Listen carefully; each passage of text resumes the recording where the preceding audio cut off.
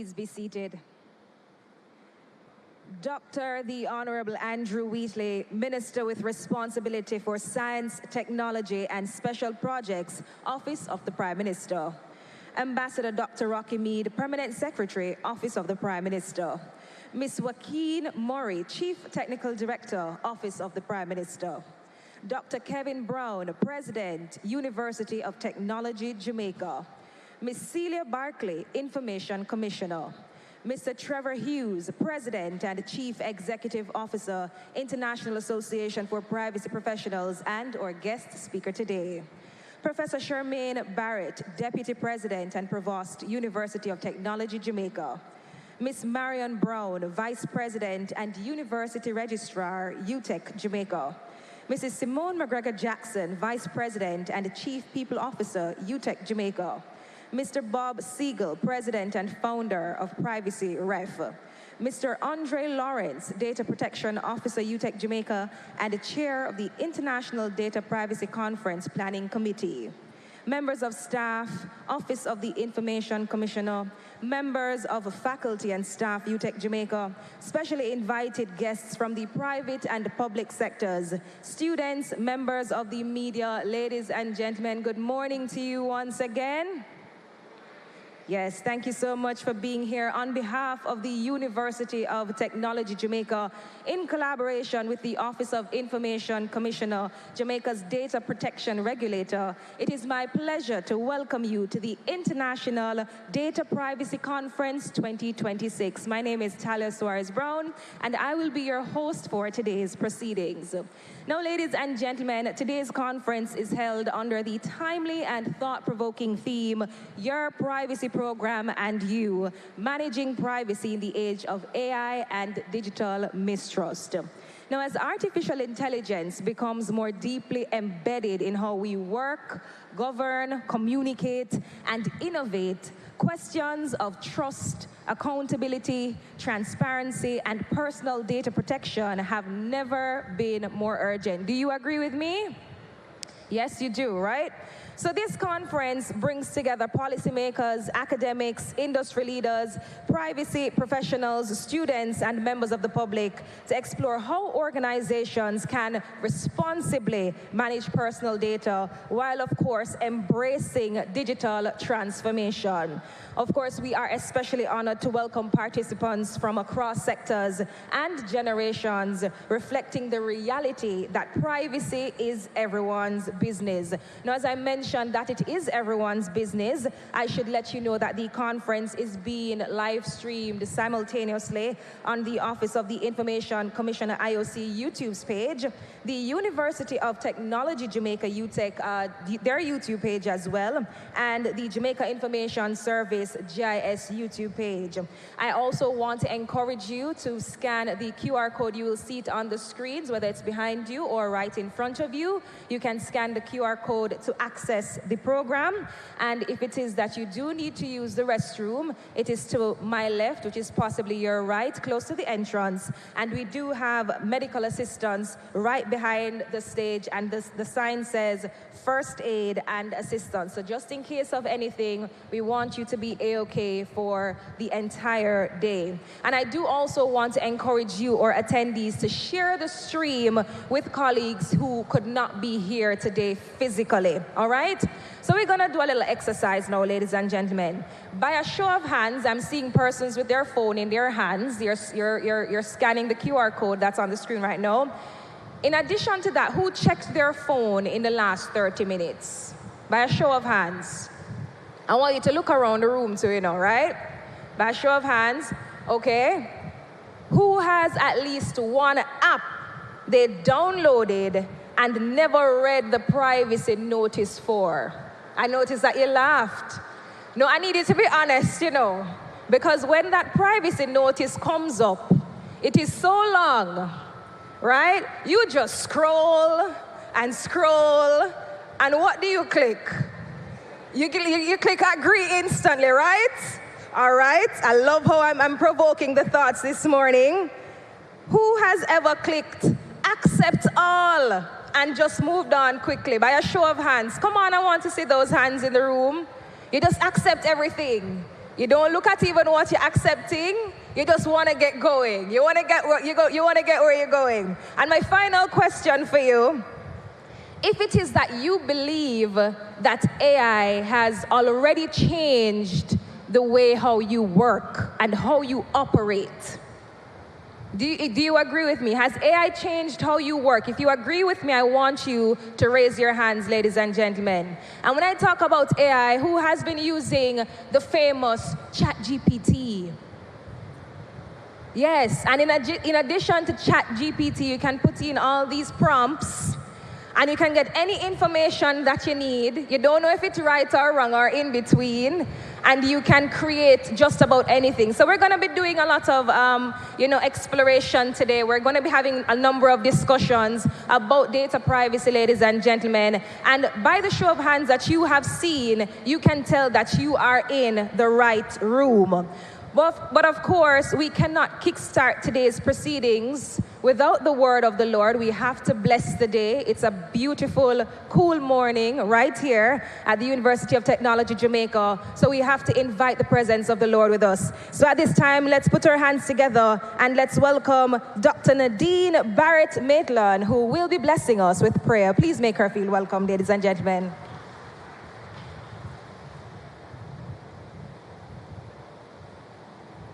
Good morning, everyone.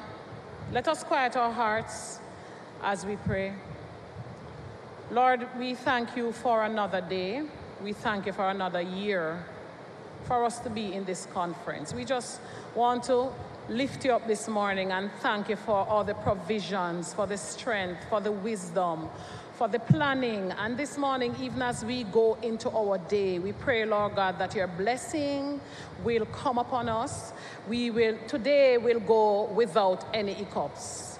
We pray for all the persons that are here. We are tired, but Lord, we thank you for the opportunity to be tired. And today, we just want to say thanks, and we pray, Lord God, we thank you for what you have done, for what you are doing, and for what you're about to do, in Jesus' name.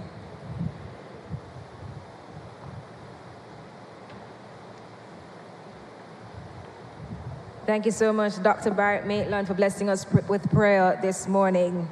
Now, ladies and gentlemen, it is my pleasure to invite our first speaker for opening remarks. He is the president of the University of Technology, Jamaica, and a strong advocate for innovation, research excellence, and the ethical application of technology. Under his leadership, UTech continues to play a pivotal role in national development, capacity building, and digital transformation. Please, let's all welcome Dr. Kevin Brown, President of the University of Technology, Jamaica. Thank you, Madam Master of Ceremonies. It's always a pleasure to have you here at UTech. Let me start by welcoming our very special guest, the the Honorable Andrew Wheatley, Minister with responsibility for Science, Technology, and Special Projects in the Office of the Prime Minister. Minister, it's always good to have you here at Jamaica's National STEM University, where we have been doing science and technology since 1958. Ambassador Rocky Mead, a friend of UTech, Permanent Secretary in the Office of the Prime Minister. Good to have you here. Welcome to UTech. Let me also acknowledge our partner today, Ms. Celia Barkley, Information Commissioner. Thank you so much for working with us on this special project, this conference, and I know it will be an awesome event. Mr. Trevor Hughes, our special guest, I'm so happy to have you here because I know that you braved snow, strong winds, and airport disruptions to be here. And so I appreciate your commitment to this event, and I look forward to hearing your wise words on data privacy. To Mr. Bob Siegel, another special guest, founder and president of Privacy Ref, welcome. To my team, Deputy President, Professor Shermaine Barrett, our registrar, Ms. Marian Brown, our very hardworking Vice President and Chief People Officer, Mrs.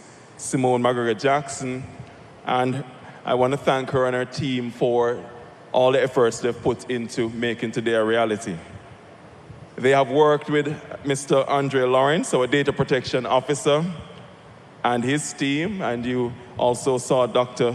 Maitland just now pray for the event. They have been working really hard, and I really appreciate their efforts to getting this conference off the ground. To the many faculty members I see here, members of the UTech team and staff members, other specially invited guests from both the private and public sectors, students, members of the media, good morning. It is indeed my pleasure to welcome you to the second annual International Data Privacy Conference, hosted here at our Papine campus at the University of Technology. As we observe International Data Privacy Day, we are especially pleased to be partnering with the Office of the Information Commissioner for the staging of this 2026 conference. Today's theme, Your Privacy Program and You, Managing Privacy in the Age of AI and Digital Mistrust, is a very timely topic of discussion. Artificial intelligence, automation, and data-driven technologies are rapidly reshaping our societies, economies, and institutions. In this environment, data privacy is no longer purely a technical or legal consideration. It is a governance imperative and a foundation of ethical, responsible innovation. And just think about it for a minute. From the moment you're in the womb, so before you're born, you start to generate data. That very first ultrasound is data. And it's the first glimpse that your parents get of you. They keep that picture. The hospital keeps the picture. The hospital starts measuring you in the womb. And that's data that they've started to collect before you're born. Then you're born, and they weigh you. I don't know, do we have any 10-pound babies in the audience? All right? They weigh you, they collect your height and a whole host of physical attributes. So when you think about it, you are generating data from day zero. And then you register your birth. So you start to hand over data to the government. Then you enter the educational system. And that's when you really start to hand over data. And so educational institutions like UTech are entrusted with vast amount of sensitive personal data. We have student records, research data, biometric identifiers, and digital learning analytics. So responsible handling of this data is essential for safeguarding trust, academic integrity, and the rights of learners at every level of the education system. At UTech, for example, we have to keep the records of our students from 1958. The registrar is here. She's often reminds us that we have to keep those records because at any time, a student may request for their data. Typically, it's a transcript, and we have to be able to produce it. So that's a huge responsibility on the university. And so we continue to play a leading role also in the National Data Awareness Campaign, in educating society, and also, more importantly, capacity building. In 2023, for example, we started the process of training data protection officers. We worked with the Ministry of Education and trained a cohort of 100 data protection officers. But of course, there's so much more to do. We have over 1,000 schools in Jamaica. We have a very large public sector and private sector. And there is a huge demand now for human capacity building. We need to develop more data protection officers and data protection professionals in Jamaica. So we're pleased to be partnering with the Office of the Information Commissioner on this conference as part of that awareness drive. These initiatives reflect UTEC's role as the nation's STEM university, supporting the country's digital transformation as we continue on this journey to ensure that all Jamaicans are data aware and all institutions are compliant with the laws of the country.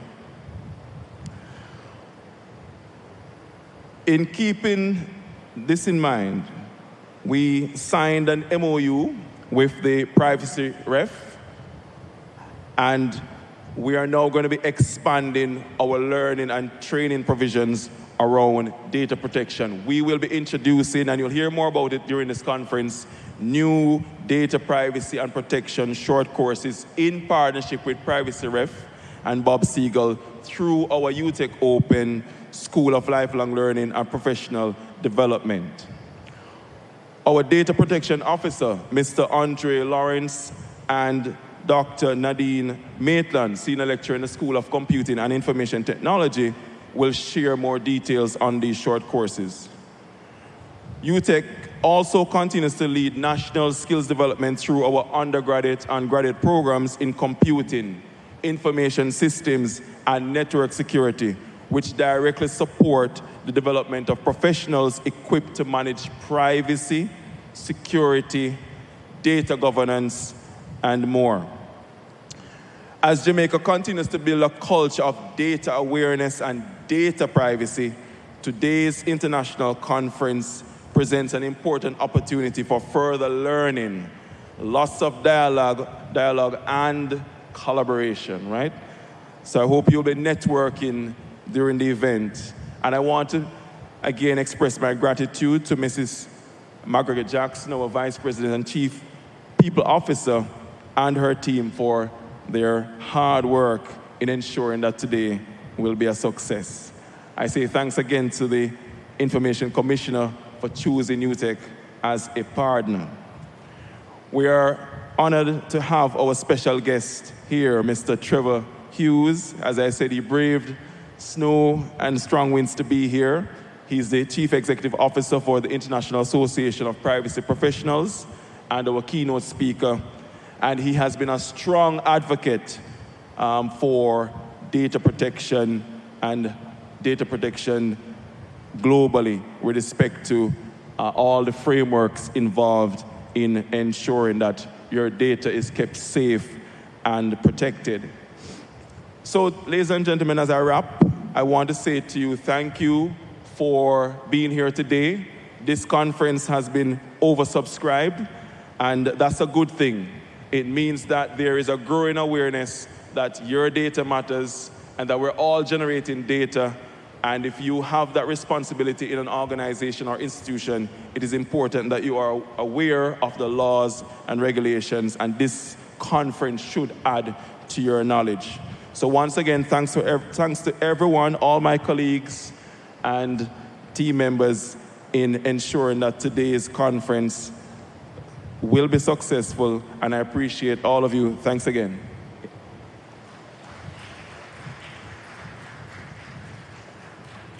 Thank you very much, Dr. Brown, for those insightful and encouraging remarks, and of course for reaffirming UTEC's commitment to leadership in technology, information, and of course, responsible data practices. Thank you so much. Our next speaker, ladies and gentlemen, is a key driver of Jamaica's data protection and transparency framework. She is the Information Commissioner and the head of the Office of the Information Commissioner. She plays a central role in overseeing compliance with data protection laws, promoting accountability, and safeguarding the rights of data subjects in an evolving digital environment. Ladies and gentlemen, please join me in welcoming Miss Celia Barkley, the Information Commissioner. Put your hands together for her, please, as she makes her way to the stage.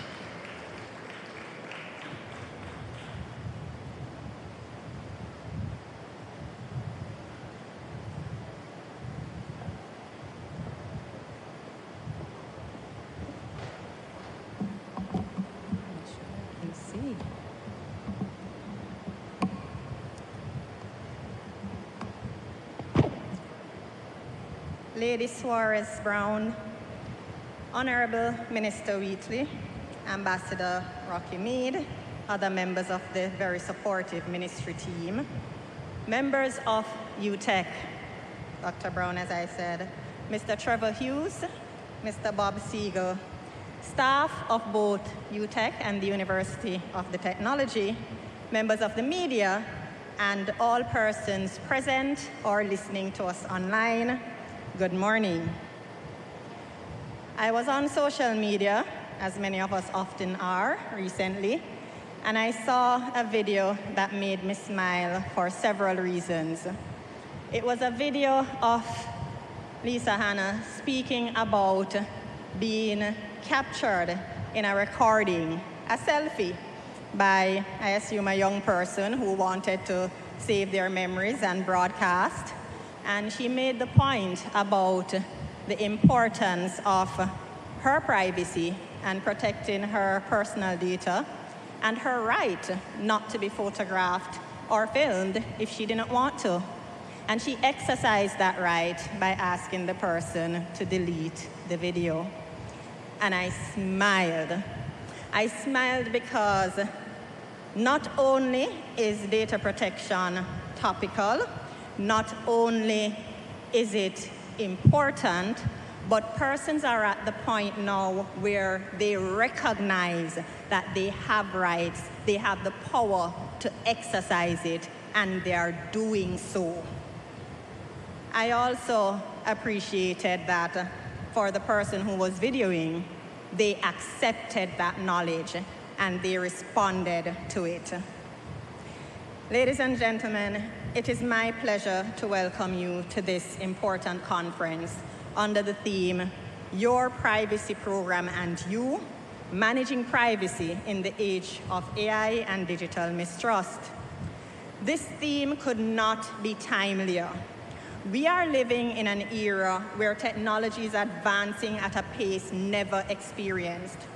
Artificial intelligence, data analytics, digital platforms have now transformed how we learn, communicate, and do business. Yet, alongside these advancements, there's a growing sense of mistrust. People are increasingly asking, who has my data? How is it being used? And can I trust who holds it? But we also need to focus on how we protect those who are vulnerable, those who for one reason or another are unaware or lack the capacity to ask those questions. Ms. Hanna knew her rights. Ms. Hanna knew that she was being recorded. She knew the risk of having that recording broadcast on platforms outside her control. She knew what could happen with her image in the wrong hands, and she sought to exercise her rights. What of the individual who is not so aware, not so conscious? Who protects them? Now, this is why privacy programs matter, because there are persons who have a responsibility to ensure that not just Ms. Hanna, not just you, not just me, but every person's privacy rights are respected. A privacy program is not simply a policy on a shelf or a compliance exercise that you check off once a year. It is a dynamic framework that governs the relationship between our way of life and how personal data is collected, used, stored, and protected. But more importantly, it reflects persons' respect for individuals and their commitment to accountability. I say persons here, not organizations, deliberately, because maybe if we think of data protection as a personal obligation, in the same way that we think of data privacy as a personal right, we will show more respect for others and take our commitments more seriously. The Data Protection Act, ladies and gentlemen, makes data protection personal. The data controller is defined first as any person. So data protection is not just a matter of conglomerates, large companies, or even registered businesses. The Act gives the OIC a clear mandate to promote compliance and uphold the rights of individuals in relation to their personal data.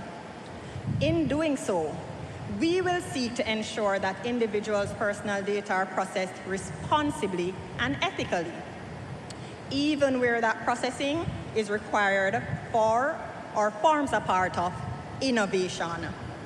Now, innovation, digital transformation, and national development must happen with respect for human dignity and protection of privacy, not at the cost of them. In the age of AI, digitization, and data analytics, this responsibility becomes very critical. These applications and systems rely heavily on data, often large volumes of personal data. With strong governance, transparency, and safeguards, these technologies can easily, without strong governance, transparency, and safeguards, these technologies can easily undermine privacy, reinforce biases, and erode public trust.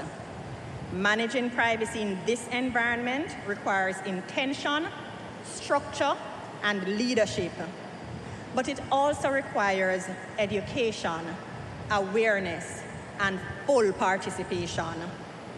That is why today's conversation is not only about law related to data protection, but also about creating a culture of privacy, about developing practices that become so commonplace they are a norm, natural, a way of life.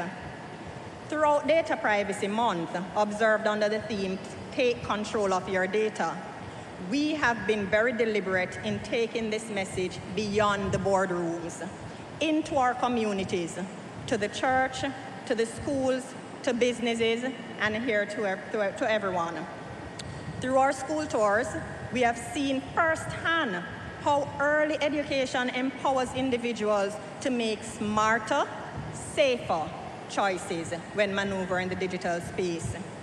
When students understand how their data can be used or misused and the resultant impact, they begin to see privacy not as an abstract concept, but as something personal and practical. But schools are not the only place for education, and students are not the only people who can learn. We all must learn to grow our businesses, to grow our nation. This emphasis on education directly connects to the partnership that has been made for this conference. Our collaboration with the University of Technology is a powerful example of how regulators and academic institutions can work together and shape a more privacy-aware society. Universities are spaces of innovation, research, and critical thinking. They also train professionals who will design systems, manage organizations, and influence policy in the years to come. Embedding privacy in this level of thinking is not optional, it is essential. So today's conference brings together regulators, technologists, academics, and even students, we do have some here, and practitioners, because privacy cannot be effectively managed in silos. Building trust in the digital age requires shared responsibility. So organizations must implement meaningful privacy programs, developers must adopt privacy by design, leaders must ask the right questions, and individuals must be aware of their rights and responsibilities under law. My call to action this morning is simple but urgent. If you are an organization, assess your privacy program, strengthen your governance, and ensure accountability at every level. Do not wait for a complaint or a breach to review and improve your privacy practices. If you're an individual, whether a professional or a student, commit to understanding how data protection principles apply to you and within your field or discipline. Take control of your data. Take control of the data that relates to you and the data entrusted to you. In this digital age, there is no progress without trust. Protect the personal privacy. It is the foundation of trust and transformation. So I thank UTech for this collaboration.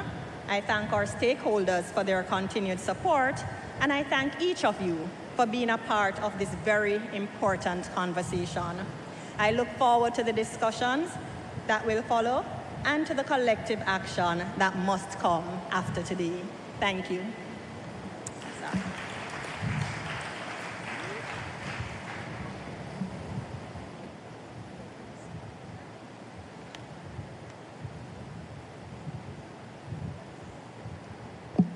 One more time for Commissioner Barkley, ladies and gentlemen. Thank you so much for that compelling address and for underscoring the importance of regulatory leadership, trust, and of course, compliance in the age of AI, and also for leaving us with a call to action.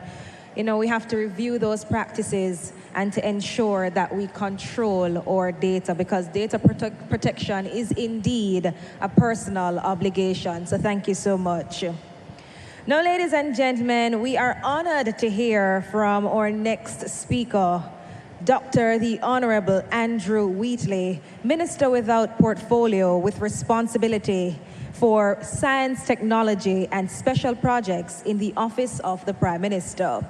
Minister Wheatley has responsibility for advancing Jamaica's science, technology, and innovation agenda, and for ensuring that digital progress is aligned with national development goals, good governance, and public trust. Please put your hands together for him, ladies and gentlemen. And let's welcome Dr. the Honorable Andrew Wheatley.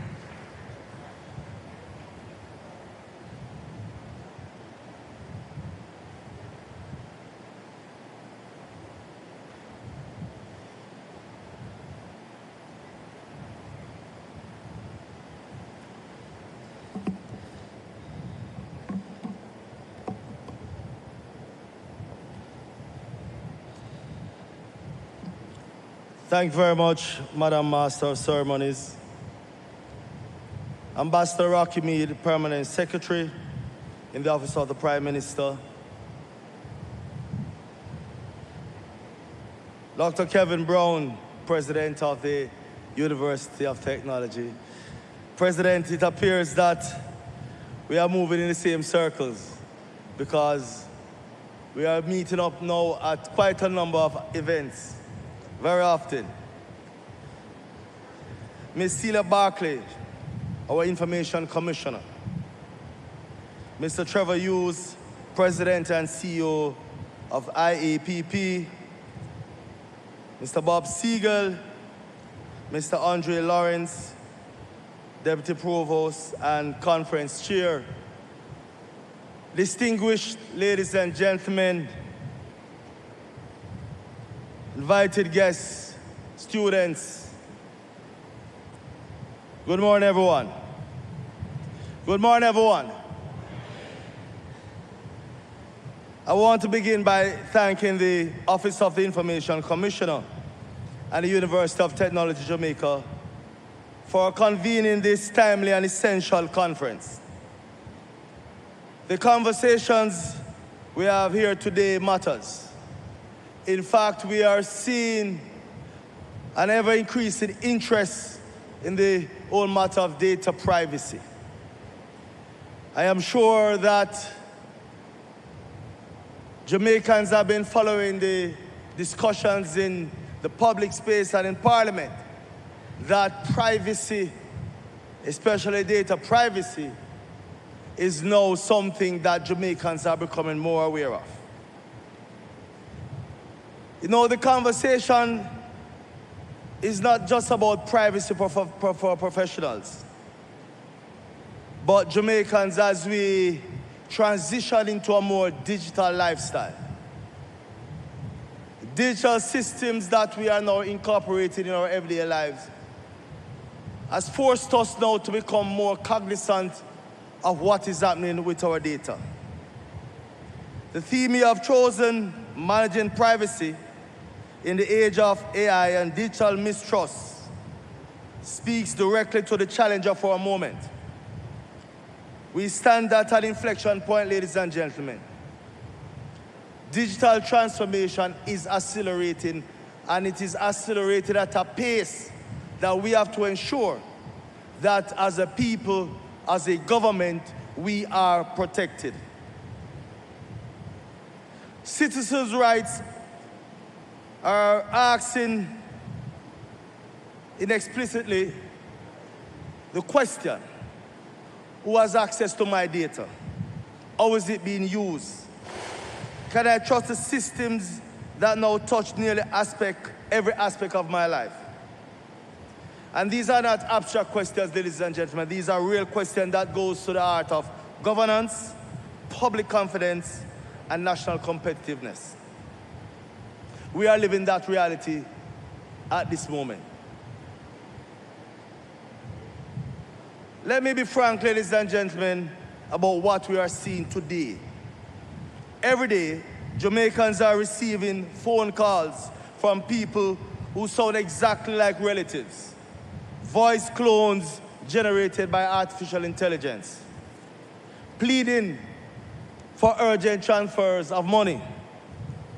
We are seeing deepfake videos circulated on social media, designed to mislead, manipulate, or destroy reputations.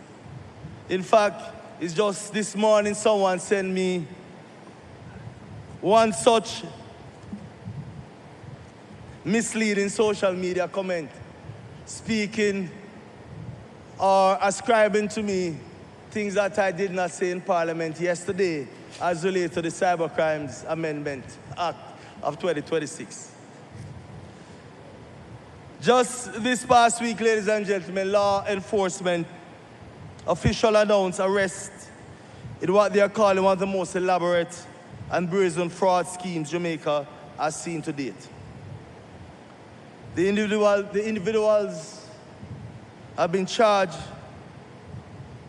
with this multi-million-dollar fraud investigation, and it has been said or claimed by the law enforcement officials that some $600 million were taken from a number of financial institutions across the island. And according to the major organized crime and anti-corruption agency, these suspects allegedly assumed the identities of multiple individuals with varying occupations using fraudulently obtained genuine documents. You hear what I said? Fraudulently obtained genuine documents. How do you get fraudulent or fraud with genuine? It just speaks to the level of sophistication that is out there. And these fraudulent identification bypass security protocols and identity confirmation measures at these financial institutions. The sophistication involved in manipulating identities to defeat institutional safeguards is quite alarming. In fact, the scale is unprecedented. It is just that in this particular instance that law enforcement was able to catch up on these persons. But here's the critical point, ladies and gentlemen.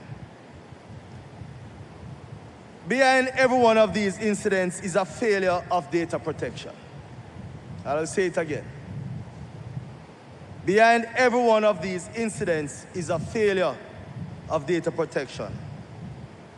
Personal information, names, addresses, national identification numbers, biometric data, occupational credentials are being collected, stored, shared, and in too many cases, leaked or sold.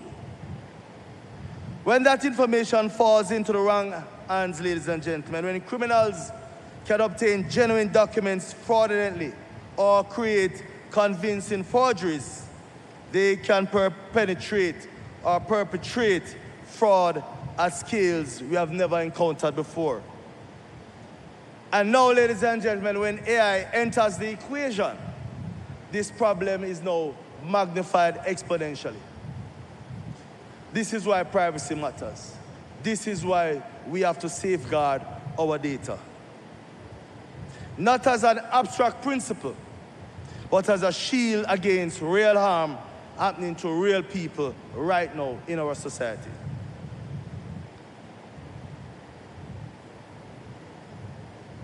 In fact, ladies and gentlemen, this is of national importance because it affects national development. In fact, Jamaica's national development goals, as articulated in Vision 2030 Jamaica, depends fundamentally on trusting digital system. The government is very active in digital transformation. How government communicates, relates with its citizens. You would have seen over the last 10 years advances in terms of digital transformation. And we are moving at speed to ensure that Jamaica is at pace or even ahead of some of the countries in this hemisphere.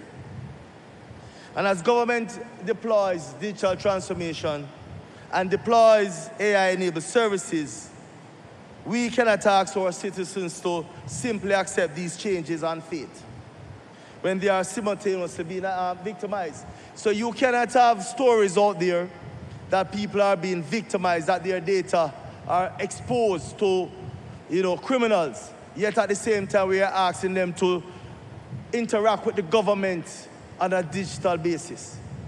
It doesn't make sense. And so data privacy and how we treat with data becomes critical as we advance technologies in our society. The argument is out there that, yes, AI is coming. But AI is not something that we should fear. It is something that we should embrace. But in embracing the opportunities that comes with AI, we have to ensure that we safeguard our citizens in such a way that they feel comfortable utilizing not only AI, but other digital services, embracing technologies as we move towards becoming a more digital, innovative society. Ladies and gentlemen, the same technology that can deliver better public services can be exploited to profile and target vulnerable citizens for fraud. Privacy is not a technical issue anymore. It's a matter of governance, it's a matter of public safety, and it is indeed a social contract, especially as it relates to government and how it interacts with citizens. Again, I emphasize that privacy is not a barrier to progress. It is a prerequisite for sustainable digital development and accountability. Ladies and gentlemen, strong privacy programs support our national objectives while serving as our first line of defense against fraud, identity theft, and digital manipulation that are eroding public confidence and costing Jamaicans millions annually. Government must be clear in terms of setting legal framework and policy expectations for responsible data use. We must enable innovation while safeguarding rights and lead by example. This means that we must conduct proper data impact assessment before deploying AI systems within government. We must limit data collection to what is strictly necessary. We must secure citizens' data as if lives depend on it. And in fact, lives do depend on safeguarding our citizens' data. We have to be very transparent about what data we hold and how AI system uses that data. And most importantly, we must respond swiftly when breaches occur.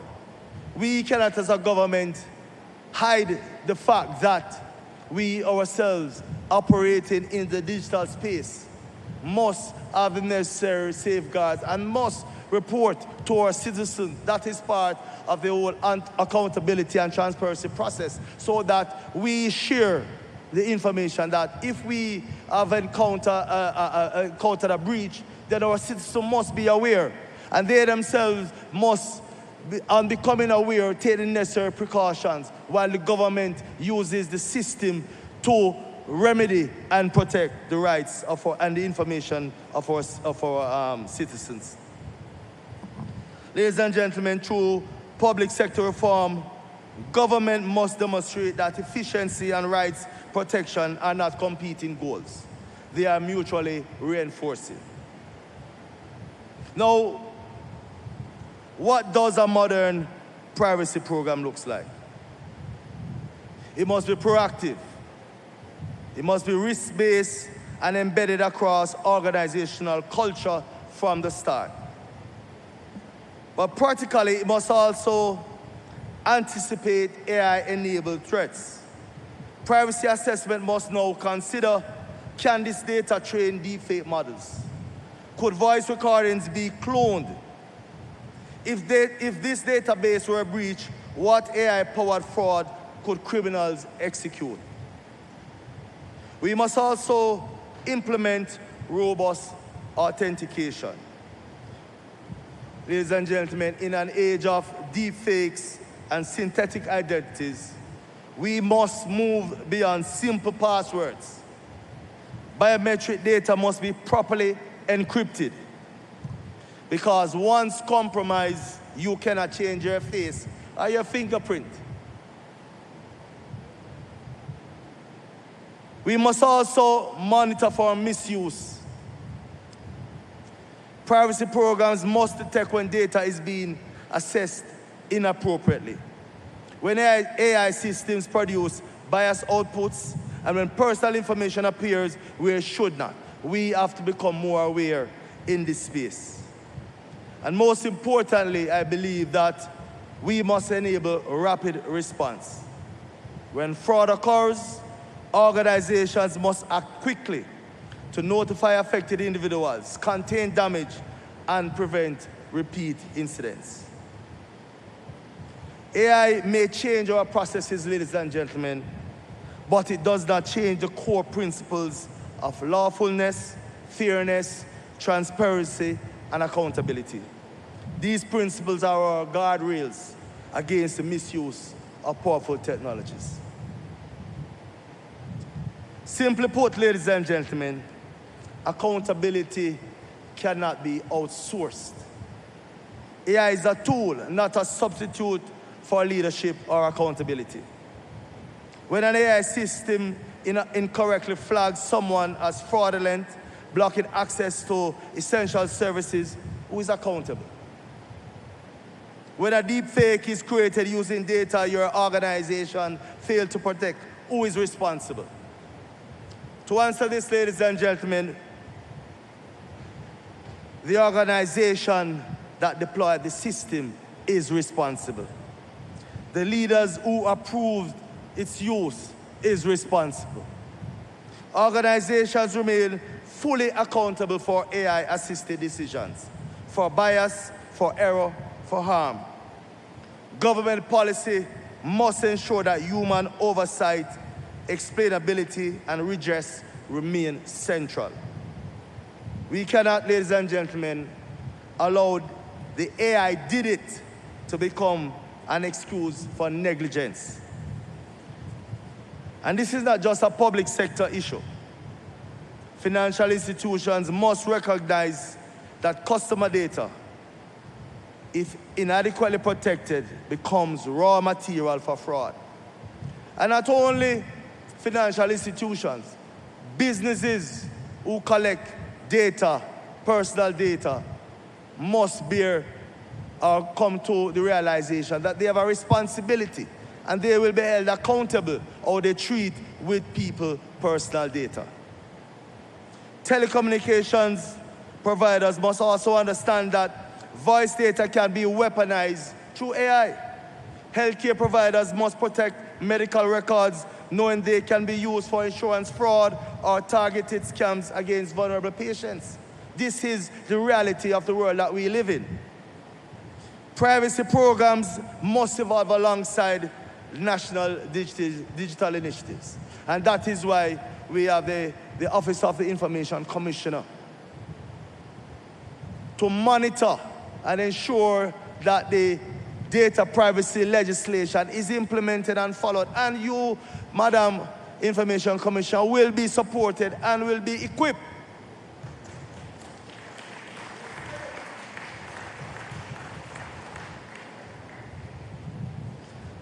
In closing, ladies and gentlemen, I want to say that data privacy is a shared responsibility. It requires partnership, investment, and commitment. Robust privacy programs are essential to protecting Jamaicans from the very real threats they face today. We are a society that believes that Jamaicans have this inherent innovative capacity. And as we encourage our citizens to unleash that capacity, we have to ensure that the guardrails are in place. As we transform our society to a digital society, that our citizens embrace not only the technologies, but they are aware of the risks as well, and put in place legislation and guardrails, policies to protect our citizens in this digital space. I commend the organizers of this event and the participants who have seen it fit to be here, because data privacy is everybody's business. Thank you, ladies and gentlemen.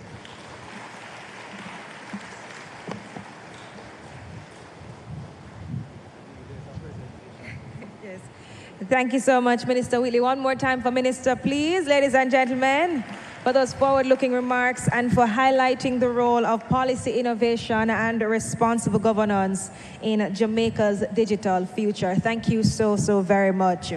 Now, I see that you are still on the stage, and I do want to invite you to stay with us. I want to invite Miss Celia Barkley back on stage. We do have a short special presentation for you, Minister.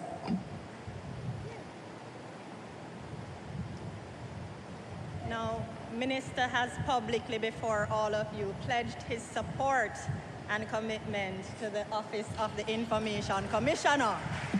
Thank you, Minister. Now, as we mentioned, education is going to be a key part of ensuring data protection in the future. And so our partners today, UTech, are doing their part at the tertiary level, which we recognize, appreciate, and support.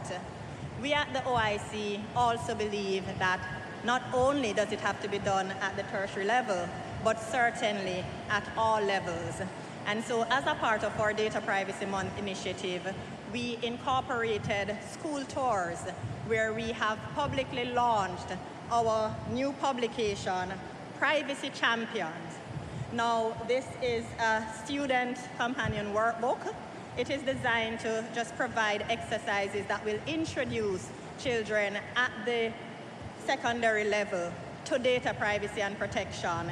It educates them as well as tests their awareness in a way that is entertaining and interactive. And so we take this opportunity just to publicly advise everyone of it. We will be having a national initiative in the next financial year where we go to different schools, interact with the students, share information, and of course distribute these books. So we wanted to formally present the minister with his own personal copies of our Privacy Champion student workbook.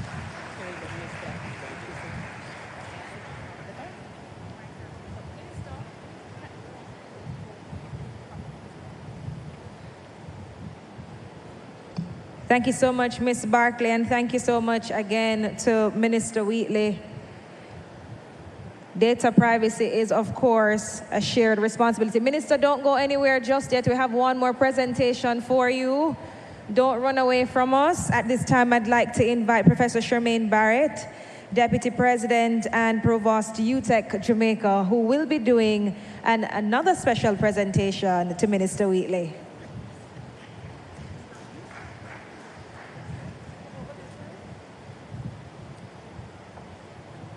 Honorable Dr. Wheatley, we just want to acknowledge your presence with us today and to thank you for sharing with us.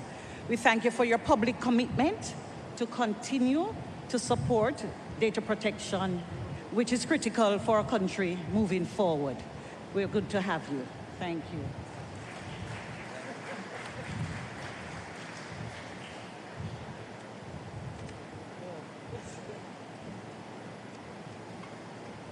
Thank you so much, Professor Barrett, and of course, Minister Wheatley. And I love the fact that they highlighted a national education campaign, especially as it relates to data protection, because, ladies and gentlemen, I think now we have reached a point where a lot of persons are even afraid to have conversations around their cell phone. I don't know if it has happened to you before, but you have mentioned something randomly. You are having a conversation with someone. You could mention something as simple as fried chicken. And whenever you open either Google or social media, you see the ads just start popping up. Has this ever happened to you? You might mention somebody, you know, as Jamaicans, you like to talk sometimes. And you mention somebody's name. And then all of a sudden, when you pop up on social media, this person ends up on your page. And you then question, who is listening to my conversations? Do you agree with me, ladies and gentlemen? So we definitely do need a national education campaign which starts from all levels, right, to highlight and to reiterate the importance of data privacy. And I'm sure that you have also experienced when you are logging into certain platforms, they give you a highlight to say that possibly your information or your password has been leaked. Has this ever happened to you? And you just continue because you want to move right along. So, of course, we need to reiterate that, of course, this is a shared responsibility. And, of course, we need adequate protection with our personal data. So thank you so much, Minister, for the national policies. So at this time, ladies and gentlemen, we will be enjoying a brief cultural interlude before proceeding. So please, let's all welcome and put our hands together, Mr. Corey Sales, for a musical rendition.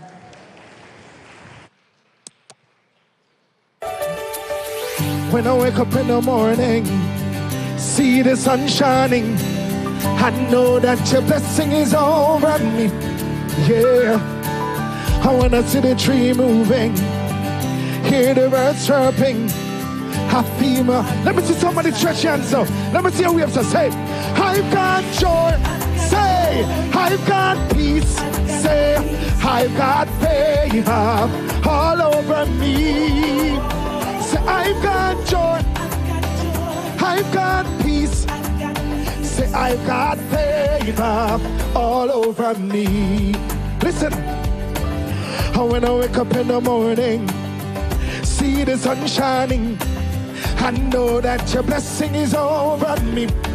Yeah, when I see the tree moving, hear the birds chirping, I feel my beat inside of me. Come on, help me say, I've got joy, say I've got peace, say I've got favor all over me.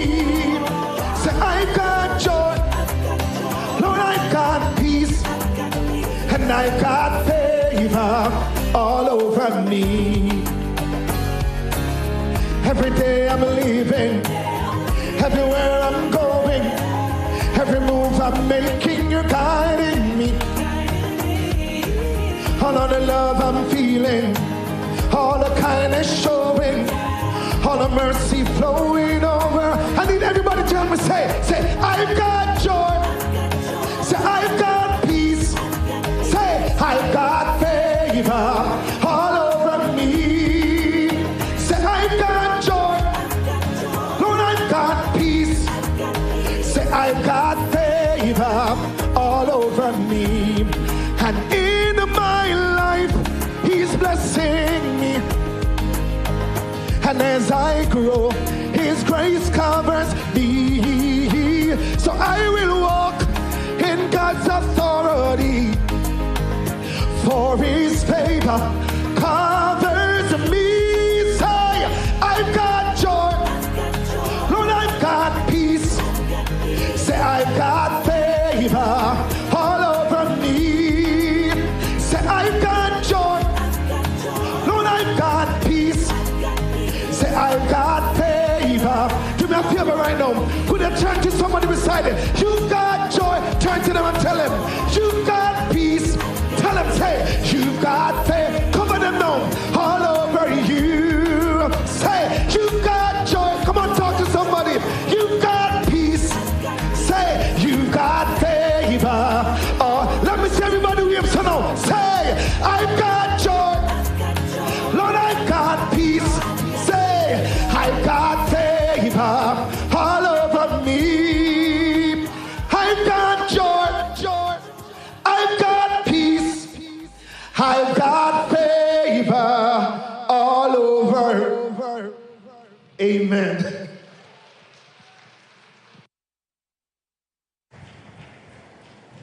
One more time for Carrie Sales, ladies and gentlemen, for such a wonderful performance and for lifting our spirits a little higher this morning. Thank you so much, Carrie. So now, ladies and gentlemen, it's my pleasure to introduce the conference chair who will be introducing our guest speaker this morning. He's the Data Protection Officer of the University of Technology, Jamaica, and has been instrumental in conceptualizing and coordinating this conference. He brings extensive experience in privacy governance, compliance, and institutional data management. Ladies and gentlemen, let's put our hands together and welcome Mr. Andre Lawrence.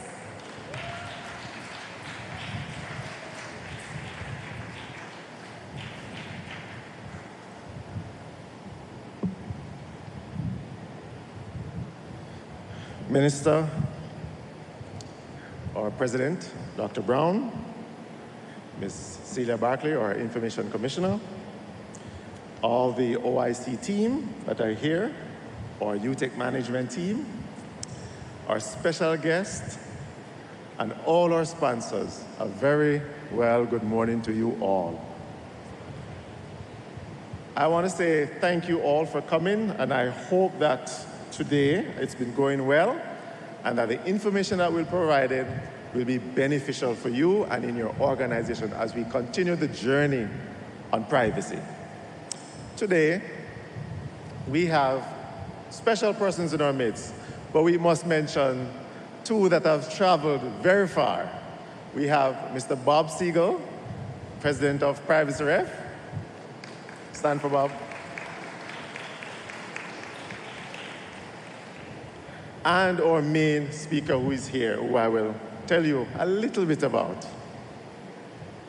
J. Trevor Hughes is the President and CEO of IAPP, the professional home of privacy, AI governance, and digital responsibility globally, with over 80,000 members in more than 150 countries. The IAPP provides training, certification, publications, research, events, and networking opportunities to respond to growing need for professionals to manage the intersection of data, technology, and humanity. He is a native of Canada. Trevor previously served as the Executive Director of Network Advertising Initiative and the Email Sender and Provider Coalition. Trevor is widely recognized as a leading digital policy expert on the global stage. He is sought after speaker, but thank we got him, right? He appears in many areas: SXSW, RSA Conference, TEDx, Global Privacy Assembly, and more. He recently had a speaking engagement. I would include ICA Live, Africa, World Bank Group, the World Bank Group, Data Privacy Day, the FIFA Global Compliance Summit, and Mobile World Congress Ministerial Program. He has lectured extensively around the world, including at Harvard, MIT, London School of Economics, Trinity College, Dublin University, and Texas Austin. What a person we have in our midst today. Trevor has contributed to media outlets all over. The New York Times, just to name a few, TechCrunch. He's also testified on issues of privacy surveillance, and sensitive technology before the US Congress, US Federal Trade Commission, British Parliament, and more. He received his bachelor's degree from the University of Massachusetts, Amherst, and his Juris Doctor degree from the University of Maine School of Law, where he's an adjunct professor. So, ladies and gentlemen, without no further ado, I welcome the man of the hour, J. Trevor Hughes.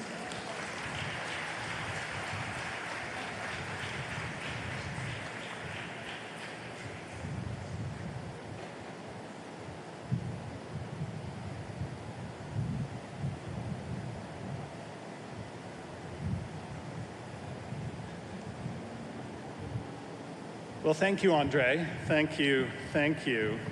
And what a tremendous honor to be here in Jamaica today. It was a bit of an adventure getting here yesterday. The storms on the East Coast disrupted travel, but I'm delighted to be with all of you. Minister Wheatley, Ambassador Meade, President Dr. Brown, Commissioner Barclay, and Andre Lawrence, the Data Protection Officer and the chair of our event here. Good morning, good morning, good morning. Students, good morning. IAPP members, good morning. Truly, it is an honor to be with all of you today. I want to talk a little bit about, surprise, AI, technology, privacy, digital governance, accountability inside organizations, but I'm not going to do that by sharing information about the moment we are in, because I think there is a more powerful way, or a powerful way, for us to explore these issues. And that's by looking historically. Because it turns out that this is not the only moment in human history when technology has converged with politics and innovation has challenged our societal norms. This is not the first time this has happened. And by looking back at complex moments in history, maybe we can learn something about how we navigate this present moment.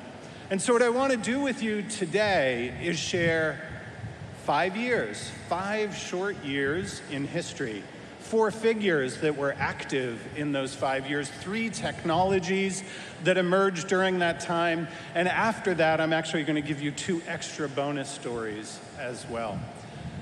The 5 years, well, it's 1886 to 1891. We're going back almost 150 years. 1886 to 1891, 5 short years. The 4 figures are these 4, and you'll get to know them better. Ike Hoover, Louis Brandeis, Samuel Warren, and Bertha Benz. The 3 technologies, I won't make them a surprise. It is the Kodak Brownie camera, it's electricity, and it is the automobile. So let's dive in, shall we? The first I want to talk about is a technology that was claimed to be invading sacred precincts. What was this technology? Well, it was this. It was the Kodak Brownie camera. You see, in 1888, an innovation occurred in photography. Photography at that point had been around for 30 or 40 years. And prior to 1888, photography involved a lot. You had a big tripod, a plate, a cape. There was an enormous production that occurred whenever a photo was being taken. But then George Eastman did something powerful. He invented flexible film. And all of a sudden, instead of this enormous production, photography could occur in a small little box. And in fact, that small little box was seen to invade sacred precincts. Why? Well, because all of a sudden, photography had no notice. It had much less context. It could be done surreptitiously. You could take a picture without someone knowing.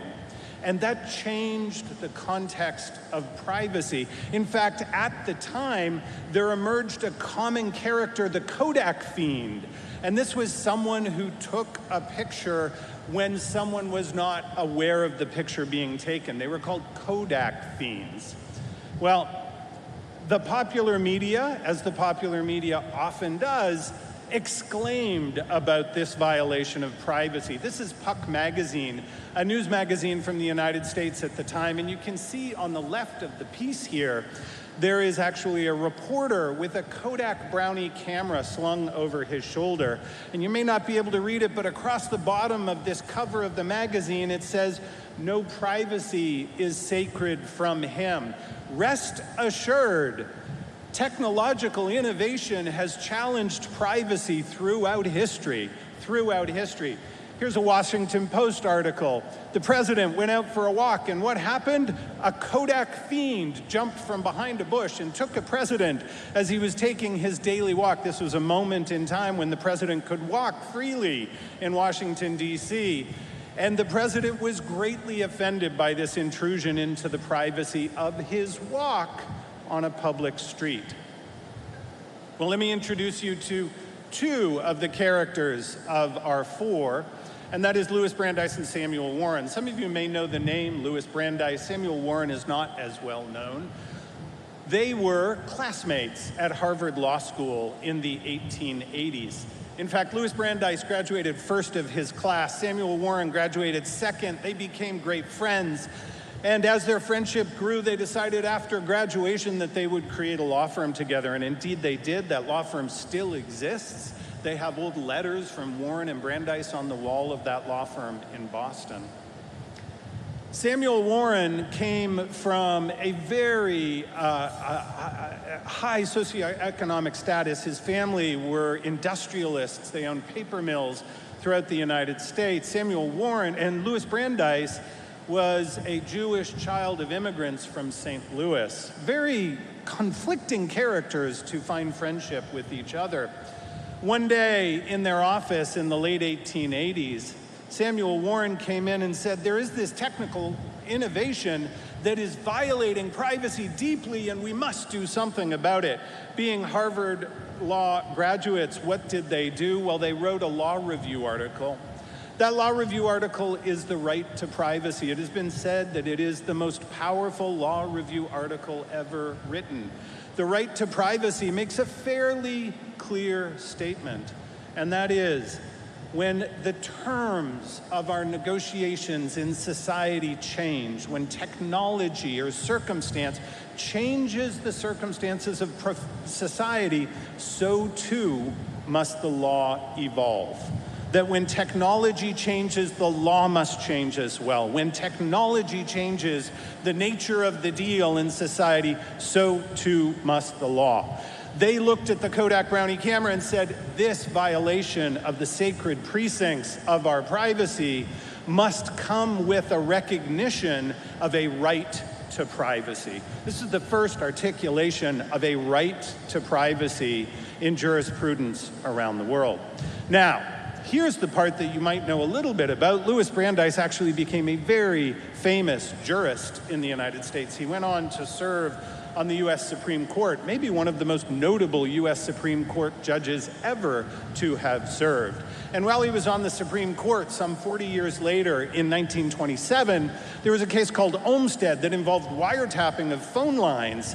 And Louis Brandeis said in that case that we should protect the right to privacy, that it should be a right to be let alone. But guess what? He was in the dissent. He lost that case. He was not on the winning side of that debate.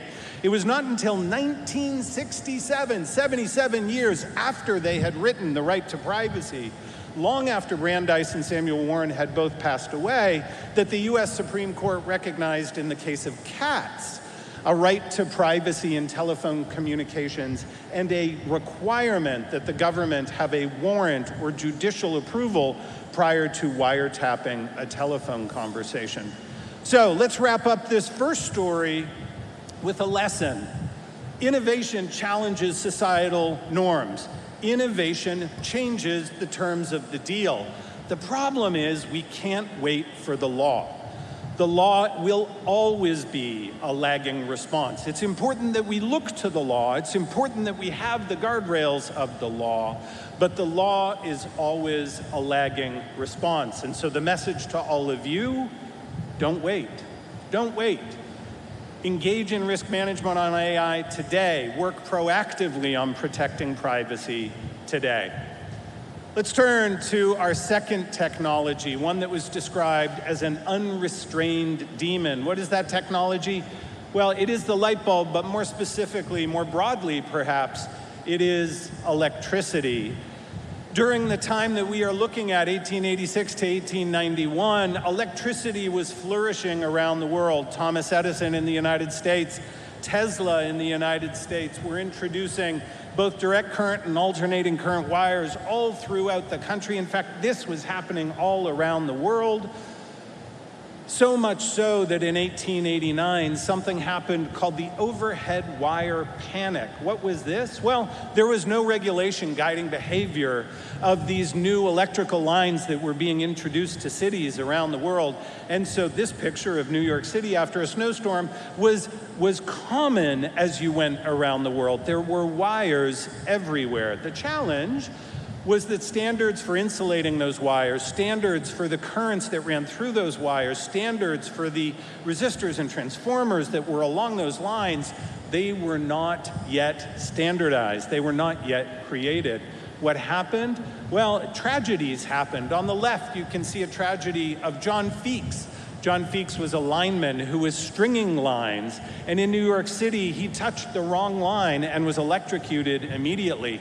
However, it took many hours, if not days, for them to remove his body because they couldn't switch off all of the power lines that were above the streets of New York City. The joke at the time from magazines was that citizens were going to have to start walking around in insulated suits to protect them from the risks of this new technology.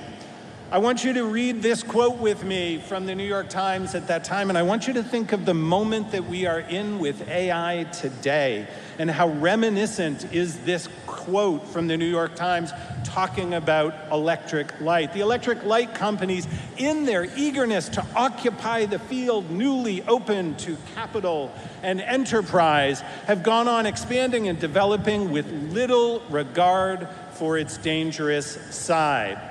The dangerous qualities of electricity and electric light have not been recognized yet by any legislative or official action. The same dynamics occurred over 140 years ago. I did a little research on Jamaica and the moment of adoption of electricity this morning, and it's actually quite notable. You may not know this history, but in 1889, at the Chamber of Commerce, local leaders met to create the Jamaica Electric Light and Power Organization, a company, JELP. JELP in 1890 built a power station pretty close to the corner of Gold Street and Harbor Street. And I understand the building still stands today. But here's something that's notable. In Jamaica, the law was not a lagging response. The Jamaican Parliament, the governance at the time, recognized that electricity needed structure legislatively. And so in 1890, as that first power station was coming on board and the first 1,000 homes in Jamaica were being powered, the electric lighting law went into effect. It required inspections both of commercial and residential properties. It was very forward-looking for the time. In fact, that law stood until 2015, just recently, until it was repealed and replaced with more modern standards. Let's keep looking at electric light. In 1891, the White House was still powered by kerosene and oil lamps. And so there was not yet electric light in the White House. The president at the time, Benjamin Harris, was hosting a conference of surgeons in the East Wing of the White House, and it was determined that they would bring electric light in to demonstrate this new powerful technology. And so that's indeed what they did. Benjamin Harris and his wife, Caroline, President Harrison brought electric light in, but here's the thing, once it was strung in, they were terrified of switching the light on. President Harrison and his wife Caroline didn't want to touch the light switch because hearing stories like John Feeks, they were worried about being electrocuted.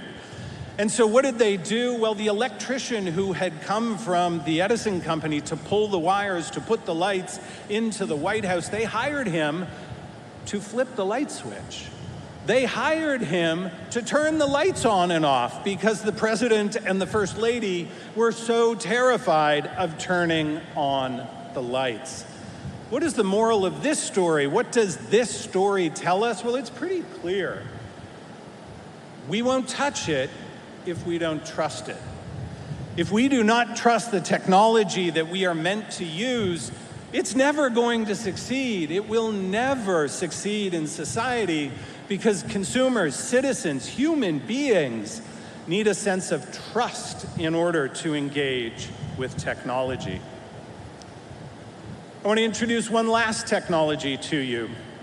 This one had been described as sitting on an explosion. And what was that? Well, it was the automobile. Back in the mid-1880s, in fact, in 1886, Carl Benz, you might recognize that name, Mercedes-Benz, same name. Carl Benz introduced and got a patent for what was understood to be, thank you, what was understood to be the first practical consumer automobile in the world. It was this, the Benz patent motor wagon. Looks a little odd today. It's 3 wheels, little single lever in the middle for steering, a little buggy seat on top. One of the things notably that it didn't have brakes. The Benz patent motor wagon, when it was first introduced, did not have proper functioning brakes. And as a result, when it was first demonstrated to the media and the public, Carl Benz himself crashed the vehicle into a wall because it did not have brakes. At the time, the media were greatly critical of the idea of the automobile, the motor car, because they thought you could not get people to sit over an explosion, that they would not trust this technology. And just like the Kodak fiend emerged, so too did the automobile fiend. Because if you're going down the road on a vehicle without brakes, you're a quite dangerous person. In fact, here's a piece from a postcard with a little poem called The Automobile Fiend. And what's the last line of the poem? He is surely dressed fit to kill. What was he killing? Well, yes, people were at risk, but also, as you can see from Puck Magazine at the time, pets and livestock were greatly at risk. This is a vehicle on the left being chased by all the ghosts of the animals that car had killed. On the right, it says, why did the chicken cross the road? Well, it shouldn't cross the road with these dangerous brake-free killing machines going down the road. Legislation, as I mentioned, is a lagging response. It's also difficult in the early days of a technology to know exactly what to legislate. In the UK and in the United States, they created something called the Locomotive Acts. These acts said that if you are driving one of these death machines down one of our public roads, what do you have to do? Well, you have to have someone at a distance of 60 yards in front of your vehicle waving a red flag so that everyone coming, and I guess all the chickens and goats and cows and other things, will know that you're coming down the road. Just think of that for 1 second. First of all, you have to go so slow that someone walking can stay ahead of you, so that's not very effective. You've got to pay someone to walk ahead of you. The technology was not meeting its full purpose in society. But here is our heroine. This is really, I think, the main central character of our story, and that is Bertha Benz. You notice she has the same last name as Carl Benz. In fact, it is the wife of Carl Benz. Bertha Benz met Carl Benz early in her life. She used part of her dowry to fund what was to become the Mercedes-Benz company. In that way, she was an early venture capitalist inventor. She believed deeply in her husband. She believed deeply in the technology of the automobile. And so what did Bertha Benz do? Well, in 1888, without her husband's knowledge, she took one of the Benz patent motor wagons and decided to visit her mother in Germany. And she went from Pforzheim to Mannheim, a distance of about 130 kilometers round trip. It was the longest car trip ever taken at the time. She has her 2 sons with her. While she's out on the road, she realizes that the fuel line is getting clogged. She uses a hat pin and clears it out. She breaks one of the pulleys on the car, one of the bands on the car. She uses one of the straps from her dress and repairs it. But she also realizes as she's coming over a hill that the car did not slow down sufficiently and she felt unsafe with her 2 children with her.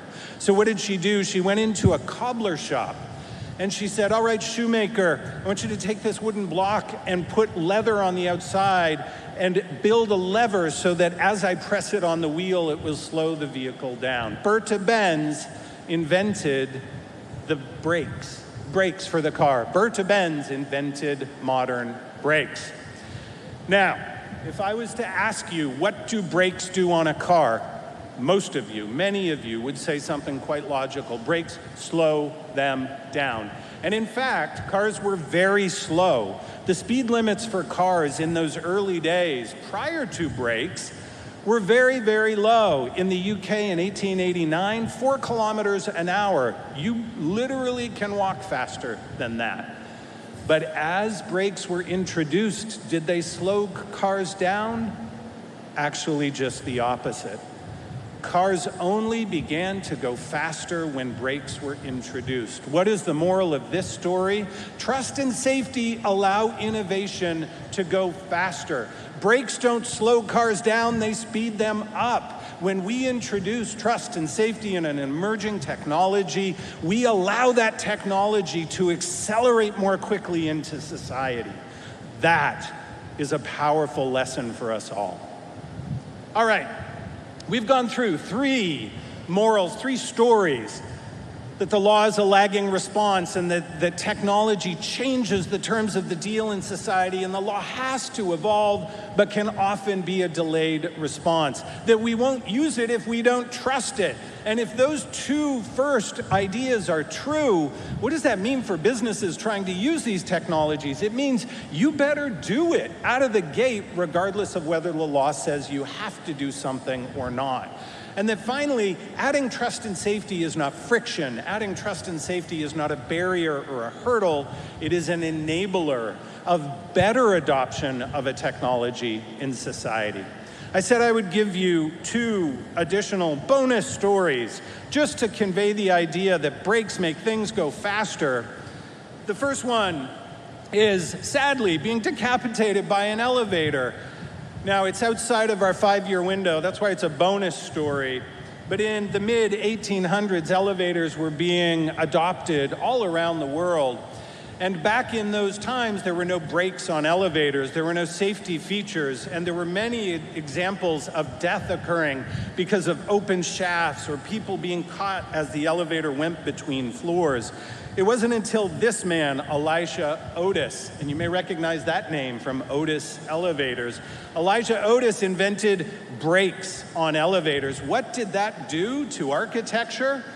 Well, prior to the advent of elevator brakes, buildings around the world largely did not go over 5 floors because that was the limit of human patience, endurance. It's as much as we would put up with walking up to the 5th floor of a building.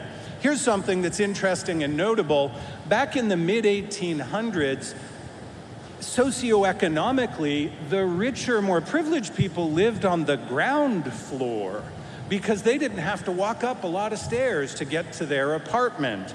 It was the upper floors where poorer people lived because you had to walk a lot further. It was much more work. Well, Elijah Otis invents the elevator brake, and what happens? The horizontal architecture of cities becomes vertical. All of a sudden, buildings can grow to dozens of stories. And what's the message there? Trust and safety allow us to build higher. They allow us to build more. They allow us to do more. Here's another story. The inconvenience of a blow-up. Also in the mid-1800s, trains were being adopted. Steam power was being adopted all around the world. One of the challenges was the communication mechanisms that were in place at that time, telegraph largely, were singular direction. They were unidirectional. You could only go one way with the communication. Also, the braking mechanisms that existed in the locomotive alone, not in all of the cars. It was this man, Granville T. Woods, an amazing inventor in the United States who not only invented a dual direction communication system, so two different train stations could talk to each other, but he invented a braking mechanism so that simultaneously every car on a train would brake at the same time, greatly reducing the amount of time and distance necessary to brake a train, greatly increasing the safety of a train. Here's something that's notable. Prior to Granville Wood's invention of air braking systems across all cars, the maximum number of cars in most trains in the late 1800s was about 10. After the invention, 30. After adding brakes, you could add 3 times the number of cars. Locomotives were 3 times more productive than they were before. So, trust and safety. Berta Benz has told us that trust and safety allow us to go faster. Elijah Otis has told us that trust and safety allow us to build higher.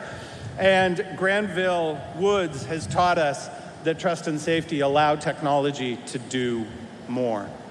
Which brings me to a call to action for all of you. A call to action for all of you. We are talking about trust and safety in emerging technologies.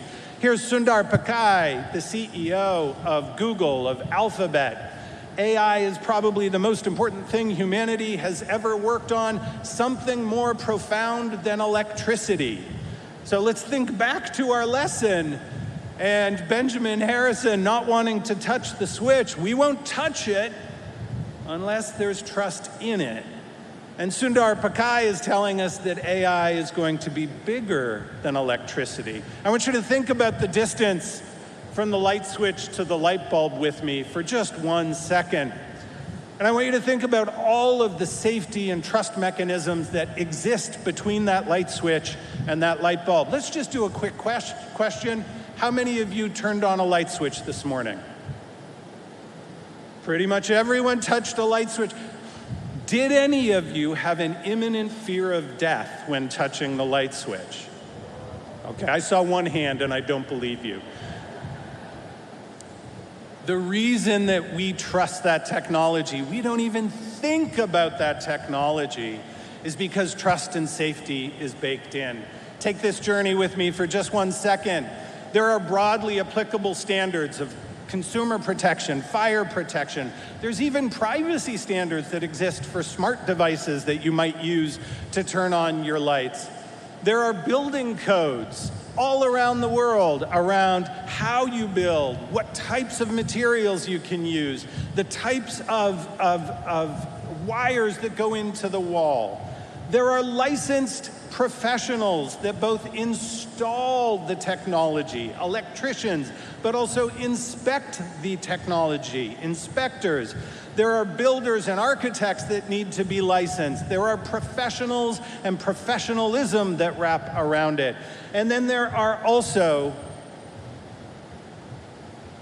industry codes that attach to the light bulb, the light switch, the wire, the junction box. All of the components have standards that attach to them. If we were to think of the number of laws and standards, the professional licenses required just to switch on a light, it would be overwhelming. And yet every day when we wake up and turn on a light, we don't have to think about that because we have built trust into that system. I think that's what we need to do today. I think between the switch and the light bulb of AI, between the switch and the light bulb of quantum computing, between the switch and the light bulb of autonomous vehicles, between the switch and the light bulb of anything that is touching our current digital economy, our digital lives, we must do the hard work to put trust between those 2 points, so that we as citizens, our mothers, our fathers, our sisters, our brothers, our children, can use those technologies without fear. They can use them to their fullest and best purpose in society without fear. That is indeed hard work. That is incredibly hard work. We must identify, we must resolve, we must build solutions. We have to create governance programs and standards. We must do an enormous amount of work to make that happen. Today is International Data Privacy Day, and on this day, we recognize the importance of these issues all around the world. IEPP members, our 90,000 members all around the world, are gathering today to discuss exactly these issues. You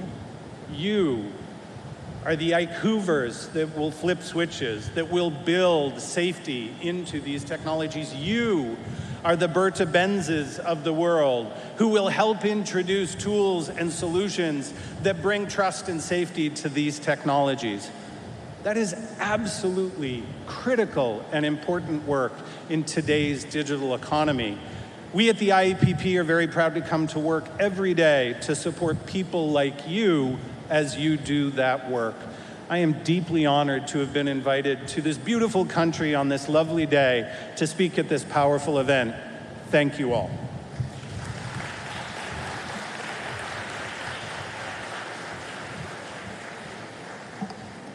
One more time for Mr. Hughes, ladies and gentlemen. Thank you so much, Mr. Hughes. Mr. Hughes, come on back to the stage, please. We do have a presentation for you. So at this time, I would like to invite Dr. Kevin Brown, who will be presenting Mr. Hughes with a special token to show our appreciation for his insightful and thought-provoking presentation. We do want to thank him very much. And we do greatly appreciate the international perspective and the practical guidance he shared with us as well. Doctor, you want to say something? Yes, okay. To Jamaica. I hope you've enjoyed a very short stay and will return to enjoy the rest of the island. But we really appreciate having you here on behalf of the University of Technology, the Office of the Information Commissioner, and everyone seated here and online. Thank you so much for being our keynote speaker today.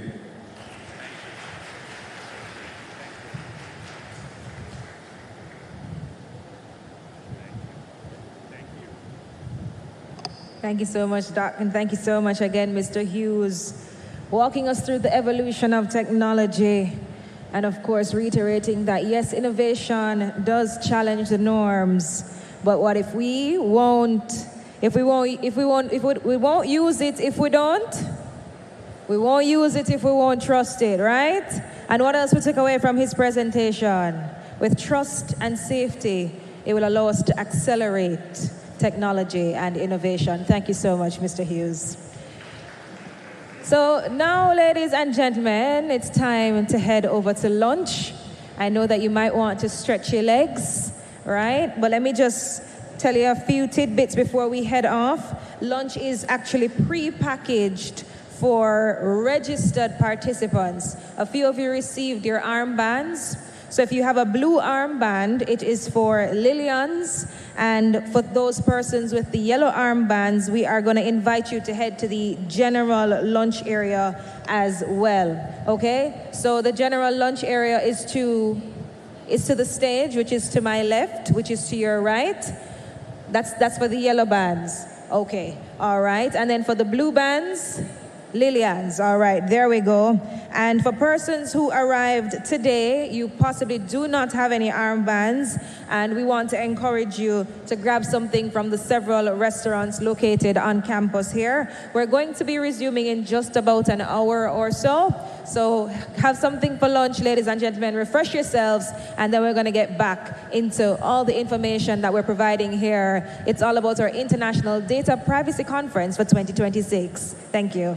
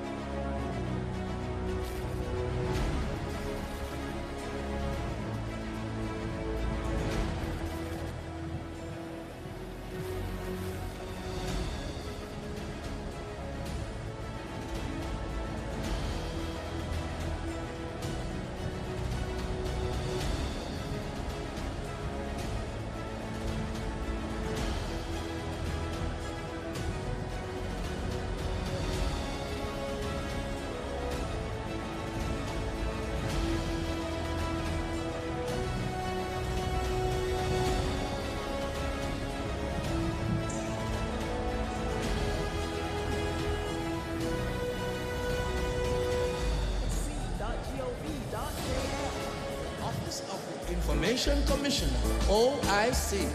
Your data, your rights protected.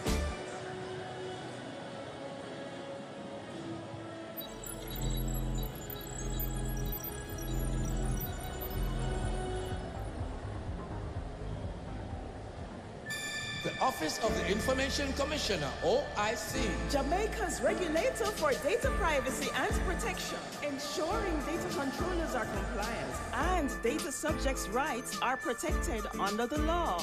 This is for real, includes everyone.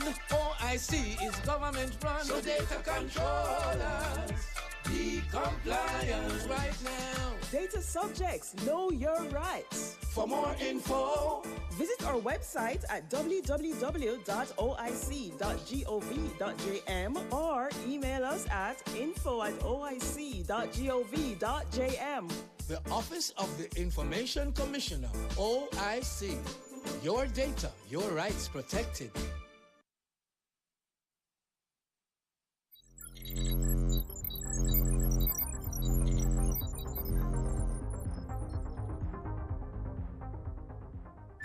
The Office of the Information Commissioner, OIC. Jamaica's regulator for data privacy and protection, ensuring data controllers are compliant and data subjects' rights are protected under the law. This is for real, includes everyone. OIC is government run. So data controllers, be compliant right now. Data subjects, know your rights. For more info, visit our website at www.oic.gov.jm or email us at info@oic.gov.jm. The Office of the Information Commissioner, OIC. Your data, your rights protected.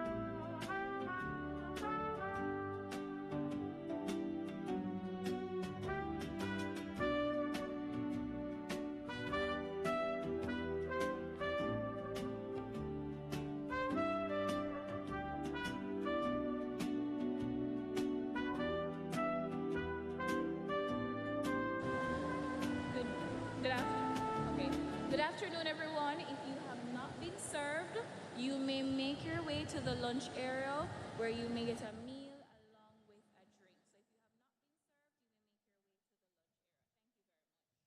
served, you may make your way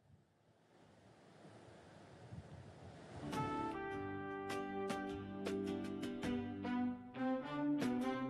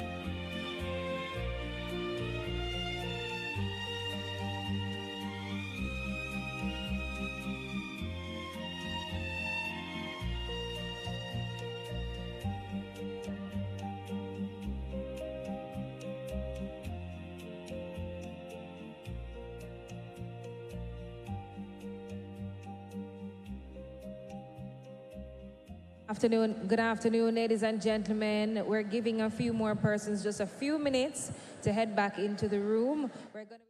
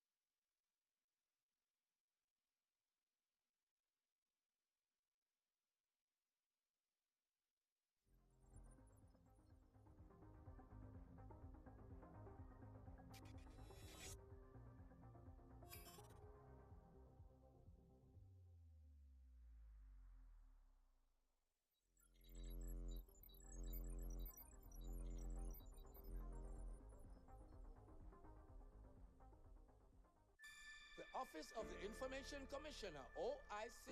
Jamaica's regulator for data privacy and protection, ensuring data controllers are compliant and data subjects' rights are protected under the law. This is for real, includes everyone. OIC is government run, so data controllers be compliant right now. Data subjects, know your rights. For more info, visit our website at www.oic.gov.jm or email us at info@oic.gov.jm.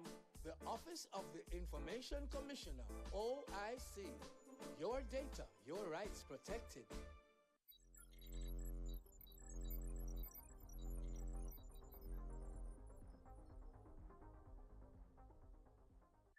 The Office of the Information Commissioner, OIC. Jamaica's regulator for data privacy and ensuring data controllers are compliant and data subjects' rights are protected under the law. This is for real, includes everyone. OIC is government run, so data controllers be compliant right now.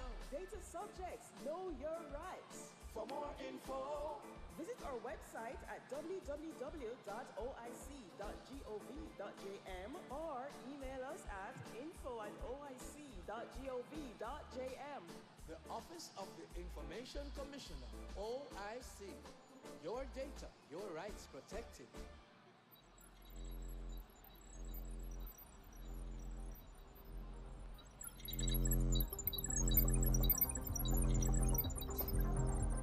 All right, welcome back, ladies and gentlemen.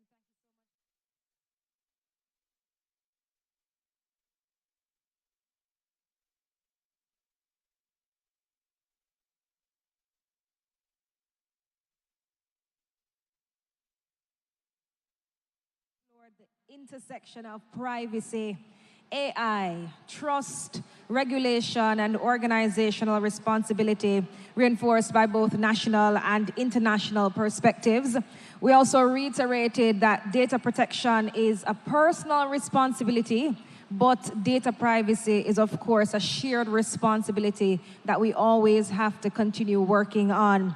And, you know, one of our aims is to ensure that we do trust the technology as you know, it continues to change over the years, to ensure that, yes, in addition to trusting it, but if we don't trust it, we won't use it. So we have to trust it, to use it, so that innovation can go even faster, right? So we've been having a number of discussions, and we're just about ready to get into our afternoon session, where we are going to be shifting our focus to capacity building, youth perspectives, and industry-level applications of AI and privacy management. Now, I know that a number of persons have joined us back in the room, and for those of you who are sitting on the upper level, I want to invite you as well that you can join us to sit here if it is that you so choose to do so. All right? So at this time, ladies and gentlemen, we will hear a brief presentation highlighting training opportunities offered by the University of Technology, Jamaica, designed to build skills and competencies in data protection, cybersecurity, and digital innovation. So at this time, let's welcome Dr. Sophia McIntosh and Bob Siege, and they're going to be discussing and sharing some information and some insight as to the data privacy short course that is being offered. So please put your hands together for them. Come on, give them a round of applause. They're going to be talking a little bit about the short course, the data privacy short course offered by the University of Technology, Jamaica. Please make them feel welcomed.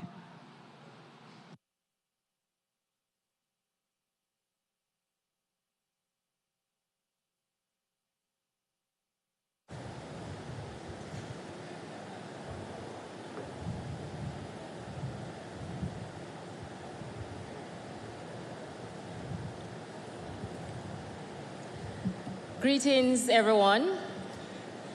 I adhere to the protocol already established earlier today. So, as Mrs. Soros Brown said, I'm Sophia McIntosh, and I head the School of Lifelong Learning at the University of Technology, Jamaica.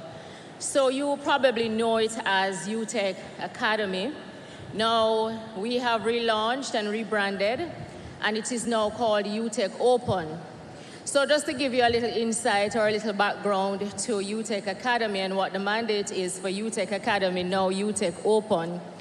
So prior to my time, or my predecessors, they saw the need to increase access to the university. And what do I mean? Is to move away from the traditional pathway for persons to enter the university. So all of us in this room would know that back then, many, many moons ago, if you never had your 5 CXCs, then you could not enter a university. So my predecessors said, and they were visionaries, and they said, you know, the way the world is moving now, we have to make adjustments to how we give people access to our university. And as a result of that, UTech Academy came into existence. So now, if persons are not adequately prepared at the high school level, then persons could enter the university through what we call foundation courses. And these are courses that we developed. And then we moved on to having short courses, because at the time, it was felt that persons leaving university have moved up the ranks. You may have a terminal degree or a CEO in your organization, but there is a need for additional training.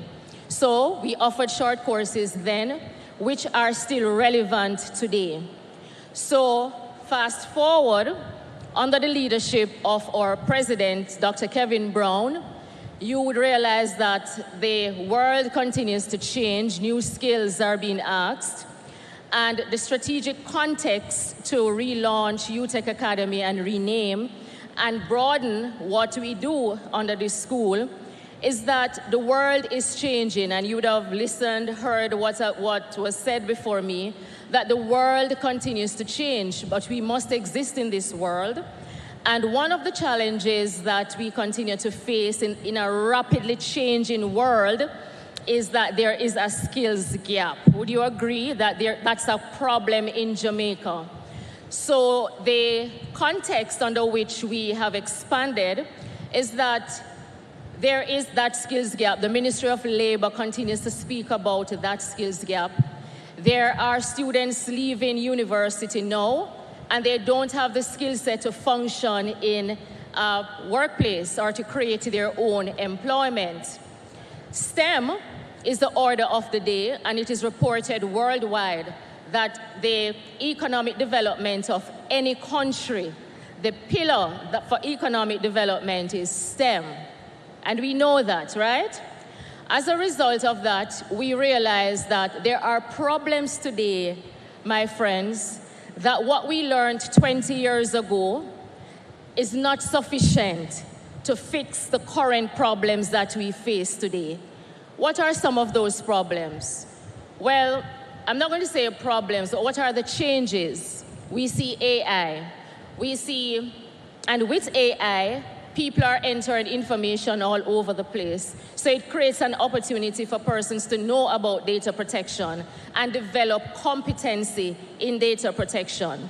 So under the leadership of President Brown, he said, okay, the mandate for UTech Academy, UTech Open, we have to increase that mandate because the current problems now, as the national university, we have an obligation, we have a duty to respond to the skills gaps in Jamaica as the national university.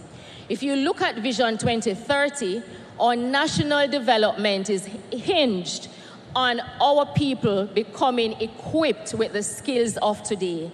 The knowledge economy, we would have heard persons talk about it. Our people must have the knowledge to survive today.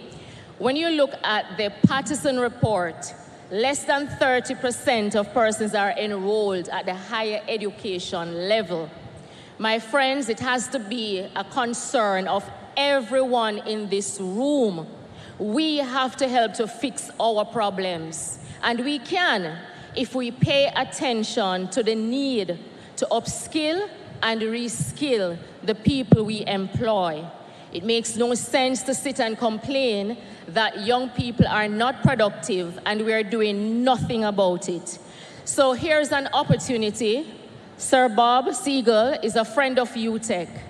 And we sat down and we said, okay, we need to come up with a course, a data privacy course that we are going to offer in Jamaica, regionally, and globally because it's online. And we are going to partner and to provide the training. And Ms. Barkley from the commissioner, the Office of the Information Commissioner, she said it. She said, it can't be just the education institution alone. We have to take a holistic approach. And I must applaud your efforts for what you're doing to sensitize persons about the importance of data protection. So before I hand over to Mr. Siegel, I think it was said before, and I'm just going to reiterate what was said.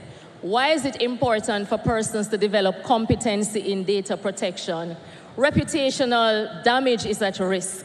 How many organizations would want that to happen? You don't handle data properly, and you run the risk of your name being out there saying that you did not handle my data properly, and as a result of that, there is theft or whatever can happen that is wrong with people's data. And we see from time to time in the banking sector, I get emails every day about things that I've won. I don't know how those persons got my email. I've never entered a competition.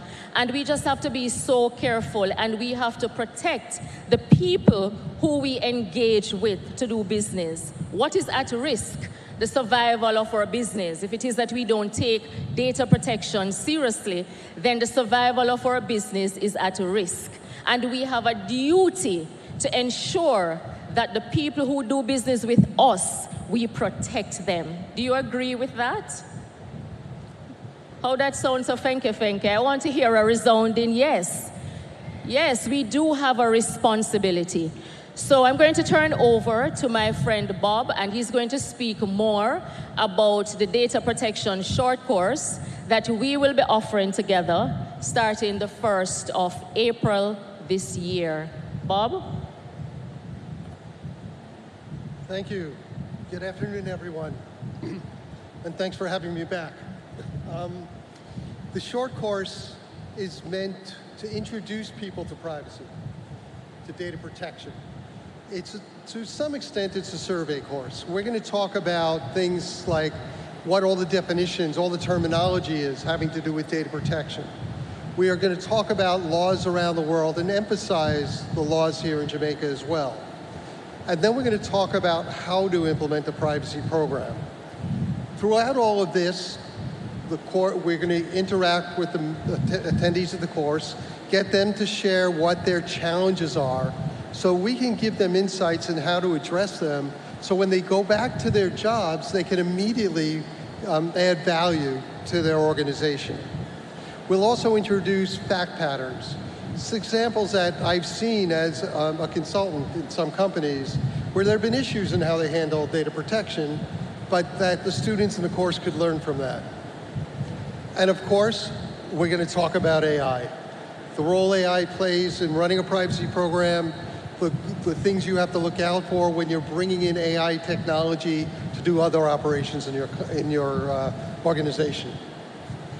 That's briefly what we're doing. We're going to get started April 1st. It's going to be about a 6-week course, meeting every week, and I hope you'll join us. And you invite people in your organization who are not necessarily involved with privacy, but need to know about it to join us as well.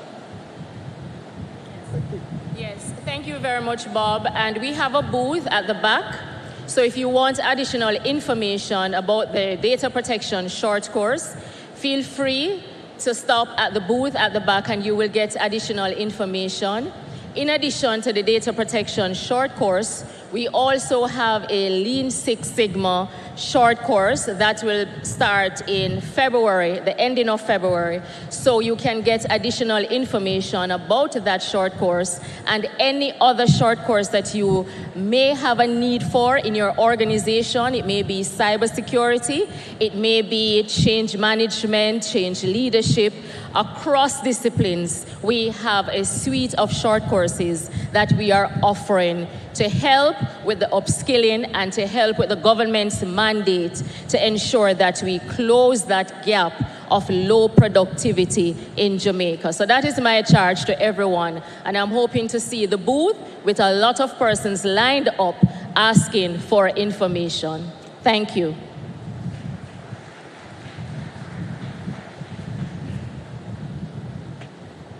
One more time for Dr. McIntosh, ladies and gentlemen. Thank you so much, Dr.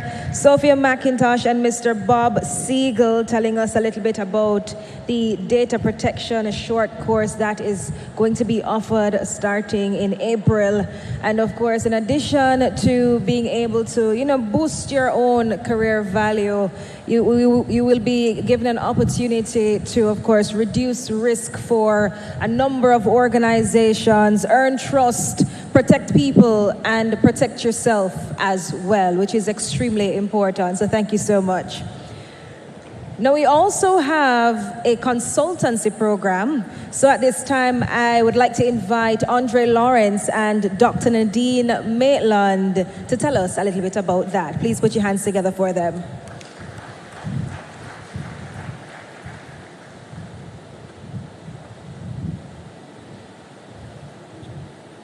Good afternoon, everyone.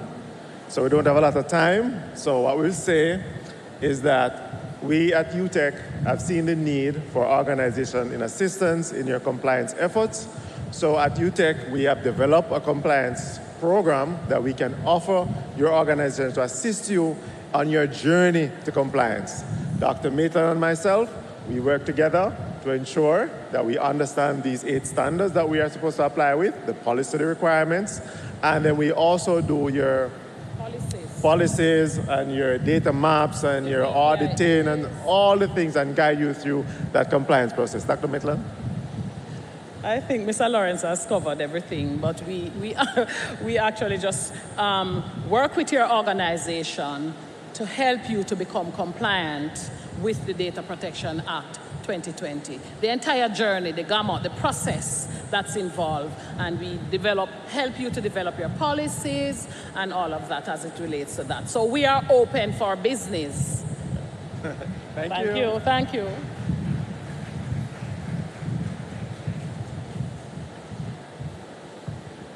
All right, another round of applause. Mr. Andre Lawrence and Dr. Nadine Maitland, open for business. Thank you so much for telling us a little bit about the consultancy program, short and sweet, which will then take us into our first panel discussion.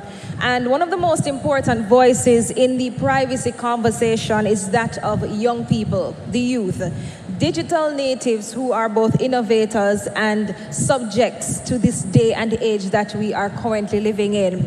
Now, this session will feature youth perspectives on digital privacy, offering insights into how young people view data protection, AI, online trust, and digital identity. But before we begin with the youth panel, I want to provide some insight and some context. Now, the students you're about to hear from participated in the Office of the Information Commissioner's School Tour Program. Now, these are upper grade students who have already been engaged in conversations about their data protection and privacy rights, making smart and safe choices online, and understanding how their personal data is shared and used in digital spaces. So please put your hands together, ladies and gentlemen, as we welcome them. It's time to hear directly from our young people. Students from the St. Jago High School, Christina Robinson, Romano Perks, Jalen Rose Lynch, and Deandra Wallace. Please make them feel welcome. Come on.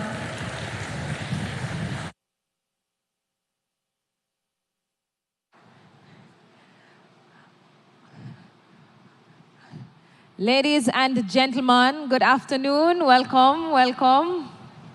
Good All microphones on? Yeah, it's on. Testing?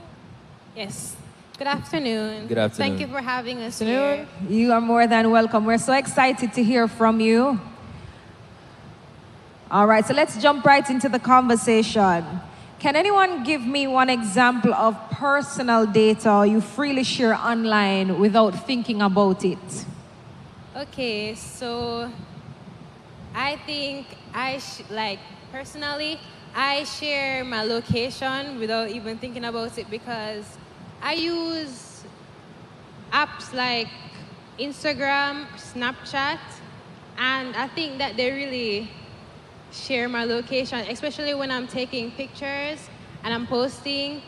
Like they could tell my location from the background. For example, if I'm traveling and say I'm in New York and they see like the Statue of Liberty behind me. Hold on, just pause 1 second. I want to ensure that we can all see you. I know we can hear you, but I need everyone to see you as well. I'm gonna ask my team to just remove the lectern for me, please.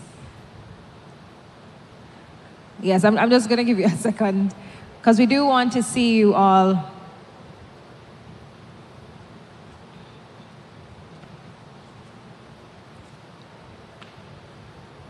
And if anyone would like to join in or add anything else to the question, please feel free to do so, all right?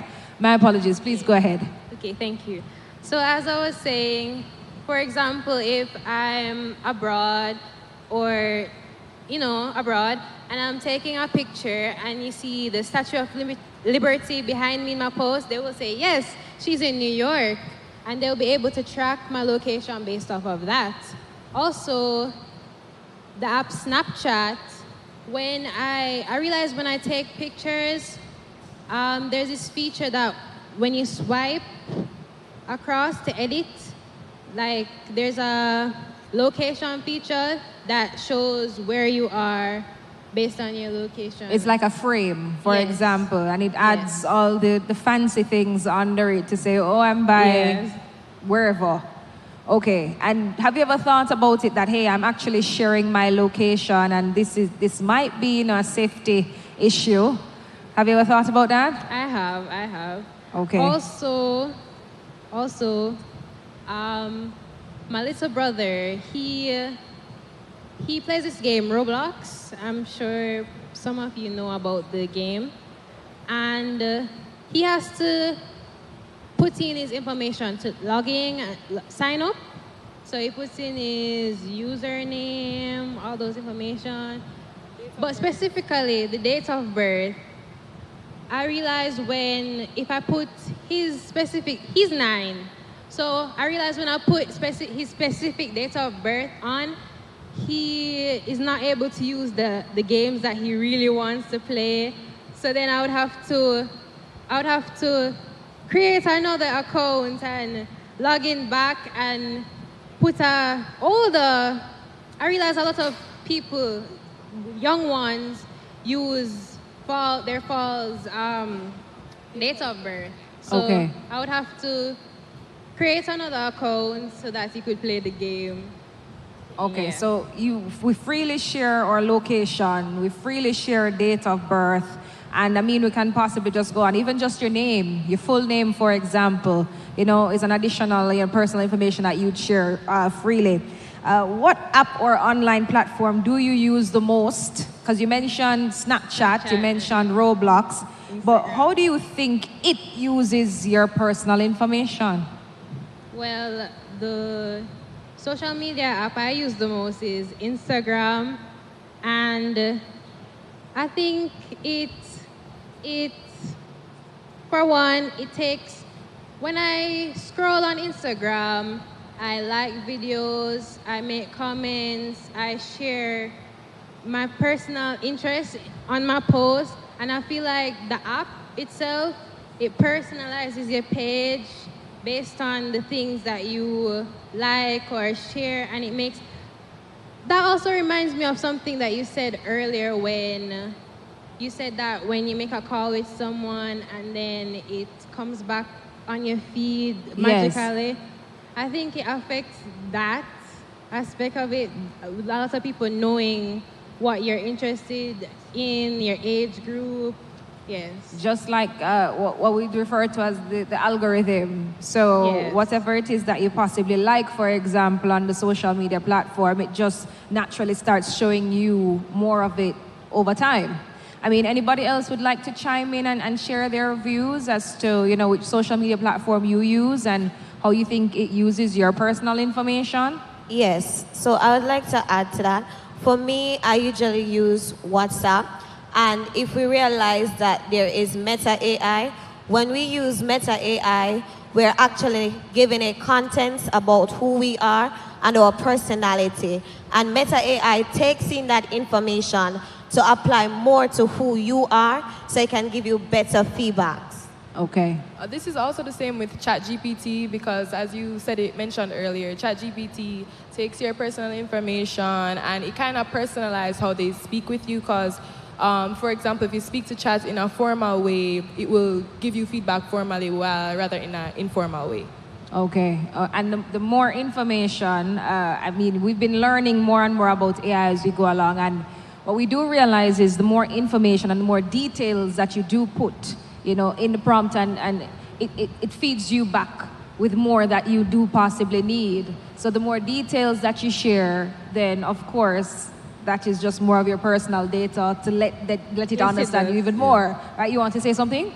Yes, additionally, I realized that with AI, to train the models, they actually take some of what you said and apply it.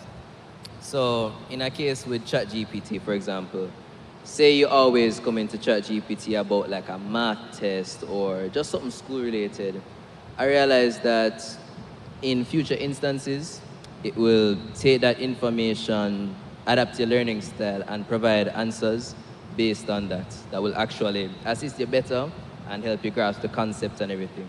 Okay, all right. Do you think, though, that students your age, you know, read or even understand privacy notices or privacy settings? And if so, why or why not? No, I don't think so. Most students my age, unfortunately, we don't read the privacy notices.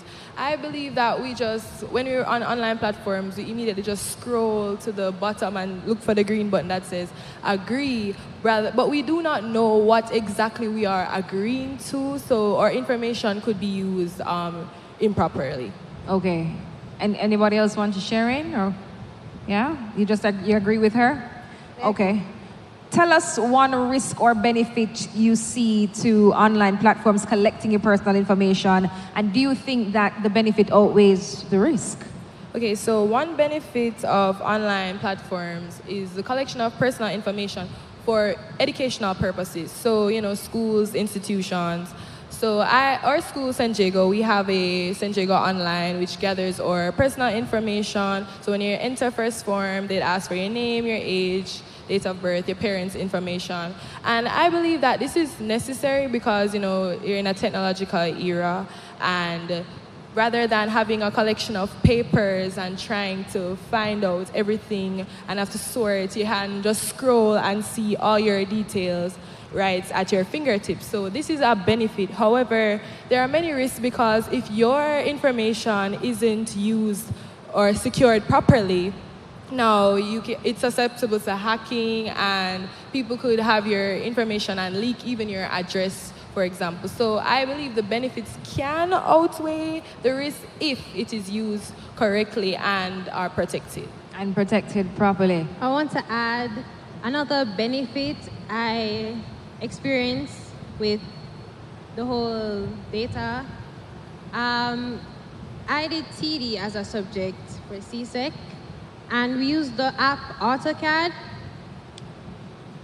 For that app, you have to pay a plan to use it, but there's a student plan where if you submit your ID, your name of the school, your date of birth, and some other information about yourself, you'll be able to use the app. So I think that's another benefit with all of that. Okay, and of course there are additional risks too, right?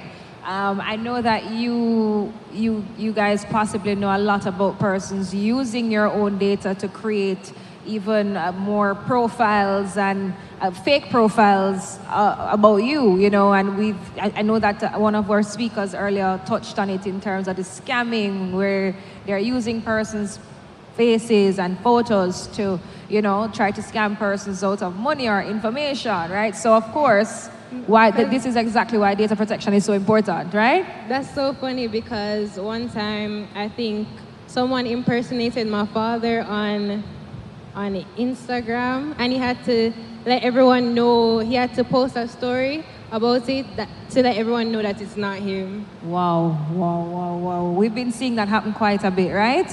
Now, tell me now, what are some small mistakes that students make online that could lead to bigger problems later on? You know that, of course, once it is that you put something out on the internet, it will never possibly go away, right? And sometimes you do post things online that you would want to take back. So what do you think are some of those mistakes? And if you could give me possibly just 2 examples. All right, so a couple mistakes that students usually make is oversharing their personal photos or private information. So especially when you're using WhatsApp or Instagram, you'd post up your images where you are, telling them all the details about you. And as we know, we're going into a digital era where we're using ChatGPT, Gemini, AI, all of these things. And when your image and your photo, your private information is out there, easy for persons to access, they can take your data and they can change it. Because I know that when you use Gemini, you can put an image in it and you can ask it to change it for you. So they can take your personal information, your personal photo, and you put it in Gemini and it can change it. Now when they change your information that you put up, it can cause you to have a bad reputation. It can cause easy access to hacking your bank information. It has easy access to anything that you actually give out to persons to access. Another mistake also is that when we're logging into different apps like Google, Gmail, students don't usually use strong passwords. And because they don't have strong passwords, it's easy to access into their Gmail and their account. And sometimes we log in on other people's device and we don't log back out of the device. And another thing also that they do is using the same weak password into many different apps. So if I know one of your password already, I can also figure it out for another app. Okay. Okay, so we tend to use the, I think that you deserve a round of applause so far, guys. Because you're speaking facts, and it just shows that our young people are quite knowledgeable about what is going on. Do you agree with me, ladies and gentlemen? Now, in addition to that, you mentioned the weak password, where persons either use their, some common examples of the weak password. So if I know you personally, I can expect or anticipate you to use your date of birth, some digits from your phone number, right? 1, 2, 3, 4, 5, right? Tell me some more. Like your initials. Your initials, or if it is that you have a favorite color, or, you know, your first name. Sorry? Your first name. Your first name or your middle name. Or even somebody close to your life, their date of birth, their favorite color, other things. It doesn't have to only be about you. Yes, like for example, Christina, I'd say, okay, I know Christina likes, let's say Christina likes milkshakes. So I know that maybe her password will be milkshake 1, 2, 3. You know, something as simple as that. But you also mentioned a very important point, because especially when you are at school, you use a lot of devices that are shared devices. And it is very important for you to ensure that you remove your information as best as possible, or just to ensure that you log out of these devices once it is that you are finished with them, because your information can get compromised that way. Another thing that we have seen is that, especially, you know, young persons, everybody wants to go viral right now, right? Everybody wants to be the breaking news boss. Everyone wants to share the news first. Some things that probably you wouldn't necessarily want to or need to share online, right? And everybody, sometimes as young persons, we find that a lot of persons think that everything is funny and it can just be the next hit moment or viral moment for you to get 1 million or 2 views.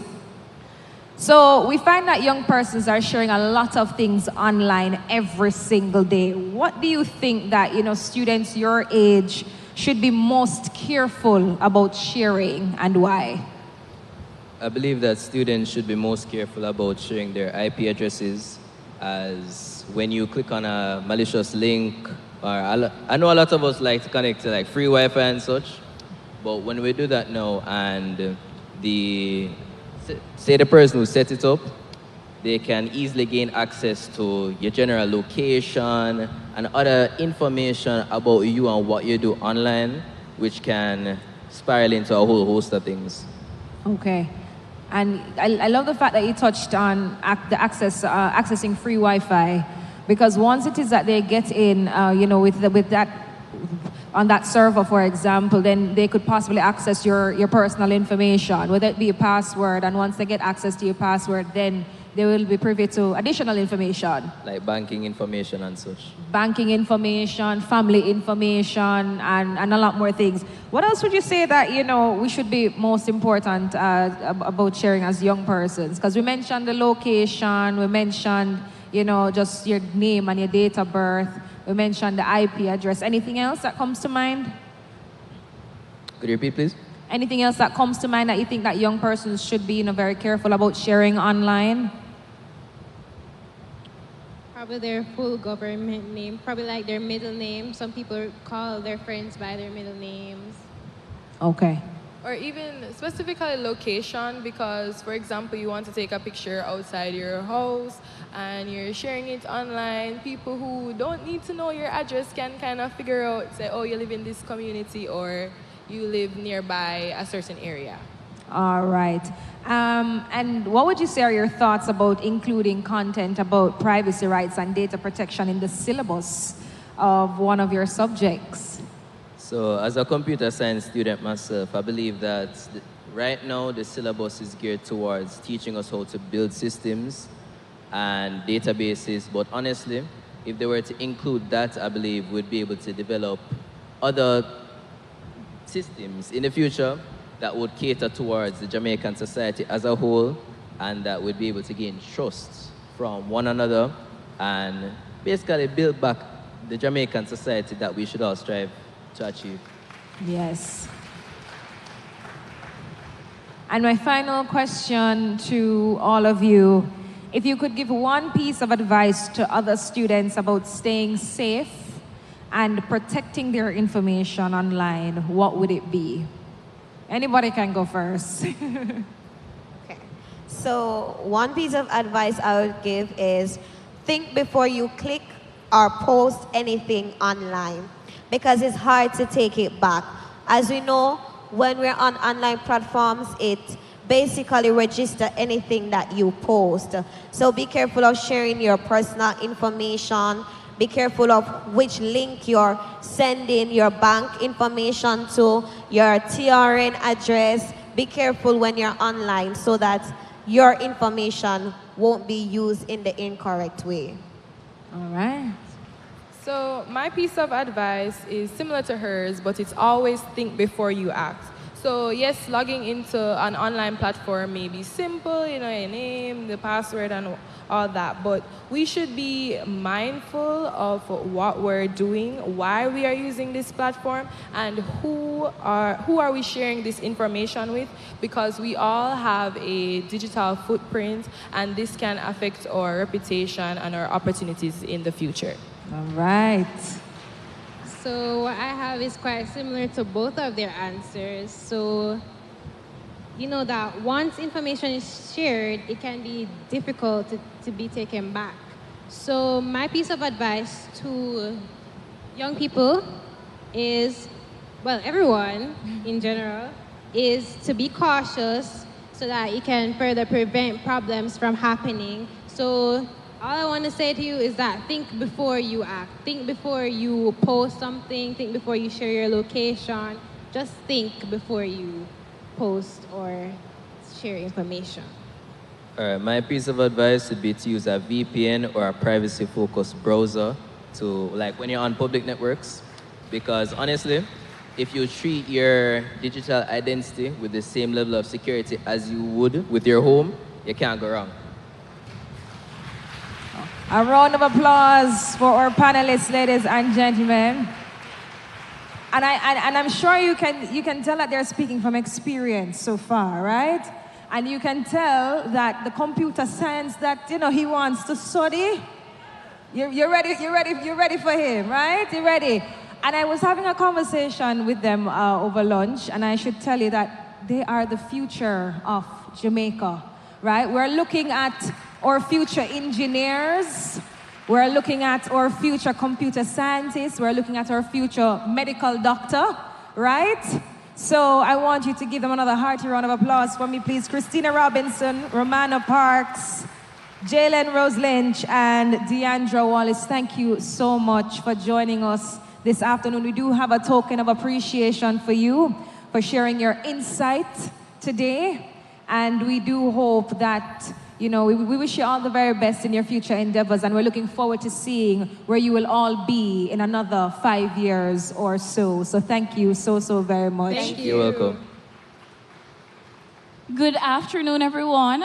On behalf of the Office of the Information Commissioner and also the University of Technology Jamaica, I must say thank you to our students. Our students were a part of our school tours that we did for the month of January. We went to St. Jago High School and we went to Arden High School, and they beautifully articulated everything that they learned. Can we just give them another round of applause, please?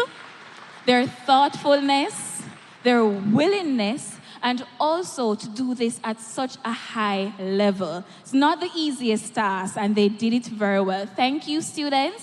And yes, and may I just say thank you to St. Jago High School as well for facilitating this opportunity for the students and just for continuing to educate them as they prepare for tomorrow. The next thing, I'm going to invite Miss Andre Holness, our Director of Complaints Resolution and Compliance, as she gives you a token of appreciation. So I'm going to call your names, and you may just come forward. So the first student, Christina Robinson. Please give her a round of applause. Romano Parks.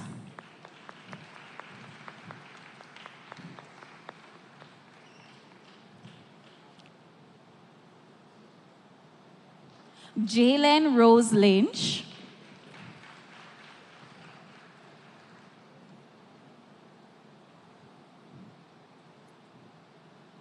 And Deandra Wallace.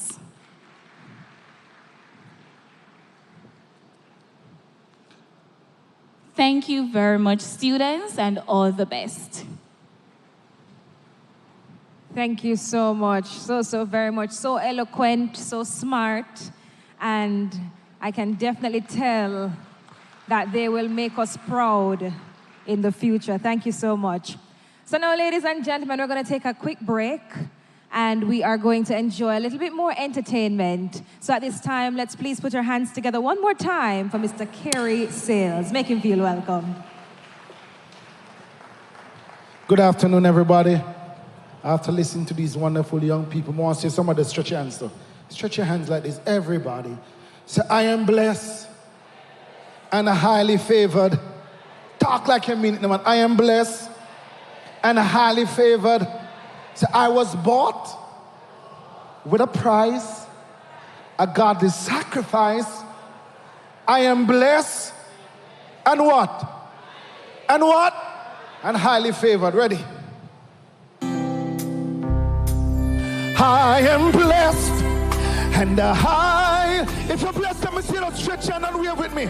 Say, I am blessed and highly favored, 'cause I was bought with a price, a godly sacrifice, 'cause I am blessed and high. If you know, say you're blessed, let me see you stretch up.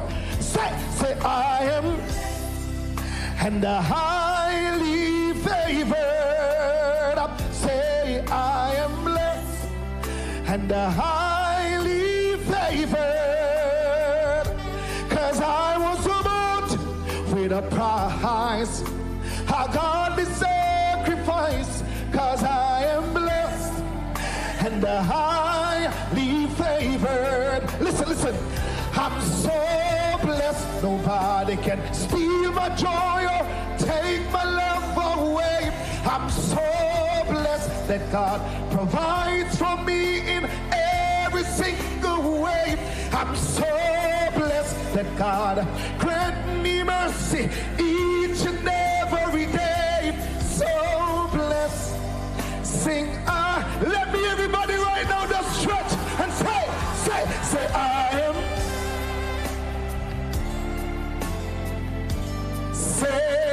Say, I am blessed and highly favored, 'cause I was about with a prize, a godly sacrifice, 'cause I am blessed and do me a favor right now. Put your hand over your heart, listen. When the Lord blesses you, nobody can curse you. When the Lord blesses you, nobody can curse you. 'Cause you can rest assured your needs He supply, and you can rest assured protection is always nigh. 'Cause when the Lord blesses you, nobody can curse you. You take, say we are and highly favored. Say we are blessed and highly favored, and we were bought with a price, a godly sacrifice. 'Cause we're gonna do me a big favor right now. Could you just hug somebody beside you? Hug somebody side and tell him, say we are. Come on, hug somebody, man. Come on, hug your neighbor, say neighbor. Say we are blessed and highly favored, and we were bought with a price, a godly sacrifice. 'Cause we are blessed and highly favored. Yes, we are blessed and highly favored. We are blessed and highly favored.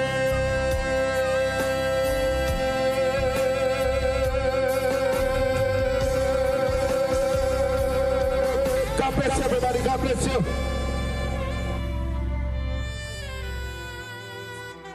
Kerry Sales, ladies and gentlemen, thank you so much. Another round of applause for him, please.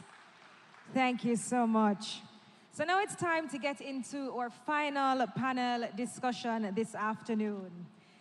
Now, of course, we're going to be moving into this segment, which is one of the most interactive segments of the day, I should say, and it's our industry panel discussion. And we will explore the use of AI to manage privacy, enhance digital resilience, and optimize operational efficacy.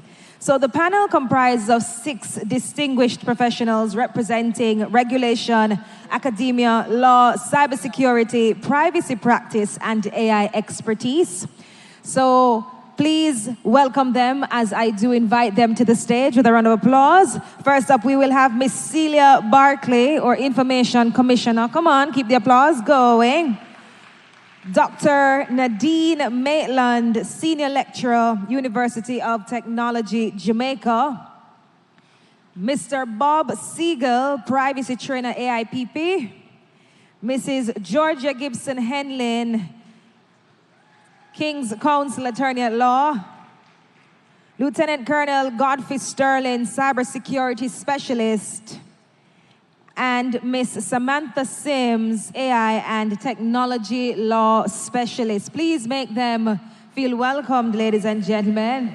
And our panelists will discuss real-world applications, challenges, and best practices, and will explore how organizations can responsibly leverage artificial intelligence to, of course, strengthen privacy programs, enhance digital and cyber resilience, improve operational efficiency, and maintain trust and accountability in data processing. So welcome to my panelists. Thank you so much for joining us this afternoon.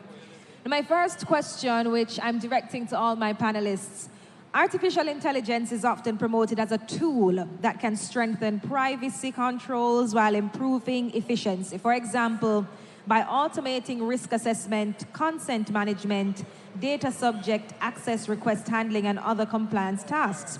At the same time, AI systems require large volumes of data and introduce new risks. From your perspective, where is the line between AI as an enabler of good data governance and AI as a threat to privacy? Who is going to start first? So there is the need. So through artificial intelligence, we can create something that we call the AI and data protection paradox, where we need large volumes of data to do analysis and to develop strategies and answers and so on. However, on the other hand, we are breaching the data protection by collecting too much data. So we'll be breaching data minimization and so on. So there is the challenge that we face as it relates to AI and the collection and use of data. Okay.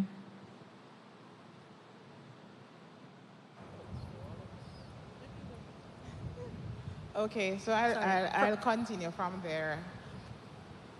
Where's the line drawn? I think it's in terms of ethics, in terms of ethical use. And if we're talking about ethical use, then we're also talking about human intervention. And in that context, you will be looking at what rules are going to be put in place around the use of AI. What framework, for example, are you going to use to govern the use of AI? Because AI can't be ethical by itself. So there's that human element as well. And when I thought about that and I looked at the various frameworks, 3 ethical guardrails came up to me. One is consent, integrity, and purpose control. Because if AI is used without guardrails, then you know that the very purpose that you collected the information from, you could inadvertently, through that methodology, use it for another purpose. So the AI has to be configured to respect the consent. Then I think I started by saying the second ethical issue would be human oversight and integrity, as well as auditability and continuous monitoring. Okay. I don't think they're hearing you. Let me help you. If I may, from the regulator's perspective, we're always concerned with accountability, because when you think about compliance, you want to think about the extent to which persons are satisfying their requirements. So while we support the use of AI, for us, it is about how can you account for its use? How can you justify how it operates? So you're using a system that is employing its own logic. The question of explainability comes up. We have to know that you have transparent AI practices as well, because data protection requires a certain level of transparency. And a lot has to do with what you communicate and how you communicate to your data subjects, and do they understand it? So in seeking to engage and deploy these AI tools, are you yourself able to explain the logic behind it to your data subjects when they question its use? So I just wanted to make sure that we contextualize this question and that everyone knows what we're talking about. Because if we think about it, if we are talking about the use of artificial intelligence systems to manage or assist in the management of our privacy programs, one of the main things we have to remember is that not all aspects of the running of the program involves the use of personal data. So let's be clear that not every part of that management using an AI system will create some of that tension that we find between emerging technology and and privacy.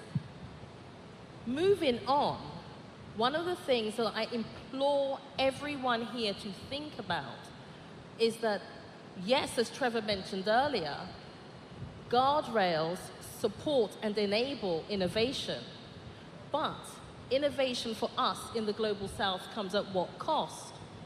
We are consistently the consumers of systems developed and hosted outside of here. And therefore, the the personal data that we may be putting into an AI system to do a good act may have negative, unintended consequences because it is being hoovered up into countries that do not support the same history, values, cultures, and quite frankly, often people who look like us, and could be used for nefarious purposes against those of us in these countries. Okay. Mr. Siegel? To me, it's kind of a fuzzy line. And I'll use the expression I use a lot when I'm teaching. It depends. I can always make a really good case from a business perspective to use a new technology, be it AI, be it geofencing, be it drones, what have you. But the question is, am I comfortable enough to do that while meeting the basic privacy principles of data minimization, of purpose specification, of transparency with our data subjects? And if I cannot do that, and it's very difficult to do that in a lot of cases with AI, that's where the line gets crossed for me. All right. Lieutenant Sterling? So I guess from the security standpoint, for me, it really comes down to how do we incorporate artificial intelligence in securing the data that we're collecting, transmitting, processing, storing, and destroying when we think about the continuum of a subject's data. The challenges that I have with artificial intelligence in terms of particularly Standard 7 and how you really balance what is enough is that the implementation or integration of automation in our monitoring systems, it's as if we want it to become autonomous overnight. And so once we put these systems in, we no longer check the reports that are generated by them or respond adequately to the alerts that come from these systems. And so the very problem we're trying to fix, we're exacerbating by just plugging in some semi-autonomous system and hoping that it will solve all the security issues that we have within our data infrastructure. Okay. Let's talk a little bit about regulation, accountability, and governance. Ms. Barkley, under Jamaica's data protection framework, accountability remains the data controller even when AI tools are used in data processing or to support privacy compliance activities. How should organizations ensure they remain compliant when decisions affecting individuals are made or influenced by AI tools?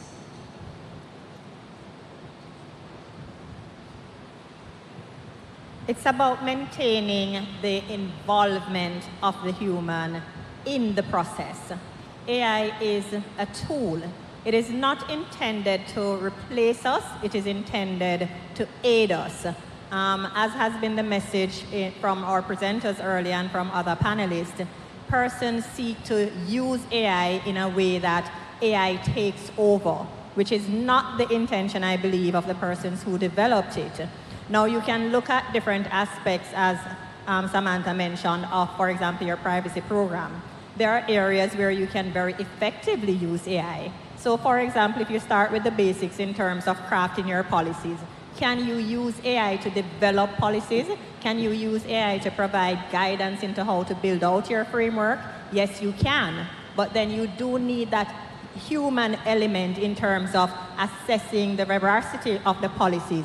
You do need to match back the recommendations and proposals of AI against your actual systems.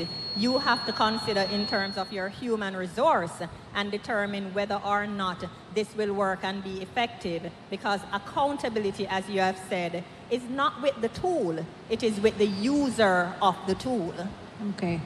Mr. Siegel, globally, we are seeing AI used in privacy program design, DPIAs, vendor risk management, and DSAR workflows. What best practices are emerging to ensure these tools support lawful processing, explainability, and transparency rather than undermine them? So, as you'll gather from my response, I try to take a simplistic view of AI. Mr. Siegel, my apologies. Sorry to interrupt you. I don't think we're hearing you properly. Could you possibly just hold the microphone up a little closer to your mouth? Okay, or could is you that turn better? it much better? Okay. Yes. I take a simplistic view of AI. I try to equate using AI with using a new employee. Because the same requirements that we have for data protection, for privacy, that we have for our organization as a whole, applies to AI in the same way. So things to deal with improving compliance under AI, I start with embedding privacy by design. As you're building your AI solution, you should put it through the same steps as any other application to be reviewed to make sure you're compliant with privacy, including doing PIAs and other reviews as the development's occurring. I want to make sure that as a new AI application is being developed, that the requirements include strong transparency and strong disclosure requirements, so we can keep our data subjects informed of how their data is being used. And I also want to make sure that we have documentation about how AI is being used. Think of the records of processing reports that are being done in Europe. Think about accountability mechanisms, reviews by information commissioners' offices, data protection impact assessments that should be done with the AI as well. This is no different than any other privacy implementation. All you're doing is extending it to a new technology. Okay, thank you, Mr. Siegel. Mrs. Georgia Gibson-Henlin, as organizations integrate AI into their operations, including in their privacy program management, such as in consent management platforms and compliance monitoring, what governance frameworks and ethical guardrails are essential to ensure AI use remains proportionate, fair, and defensible? Okay, so I'm going to be repeating myself because unfortunately in the first answer that I gave, I actually touched on the ethical guardrails. Yes. Because you can't approach AI without regard to the existing frameworks such as ISO or NIST framework, and those give guidance as to the kinds of ethical frameworks that you would use. And I had indicated earlier that one of the guardrails and ethical guardrails that you will have to be looking at is in terms of consent integrity. When I say consent integrity, I mean that the consent will always remain relevant, and consent being relevant to the purpose for which you had collected the information, given that AI is known to creep. And in addition to that, the reality is that in organizations, the staff are already using AI even before you're able to put in a governance framework. So it seems to me that governance is also important in terms of adding human oversight and transparency, as well as the explainability. And the explainability will also come from it being your ability to audit the program and continuously monitor the program. Those are three ethical pillars that I think will help to maintain its I would say essentialism, for want of a better term, to those platforms, and making it a more effective tool, making its use effective and the platforms more effective from its use. Thank you, Mrs. Gibson-Henlin. All right, so let's turn to balancing results and risks while ensuring resilience. Dr. Maitland, AI is often used to improve efficiency, especially in areas of service delivery.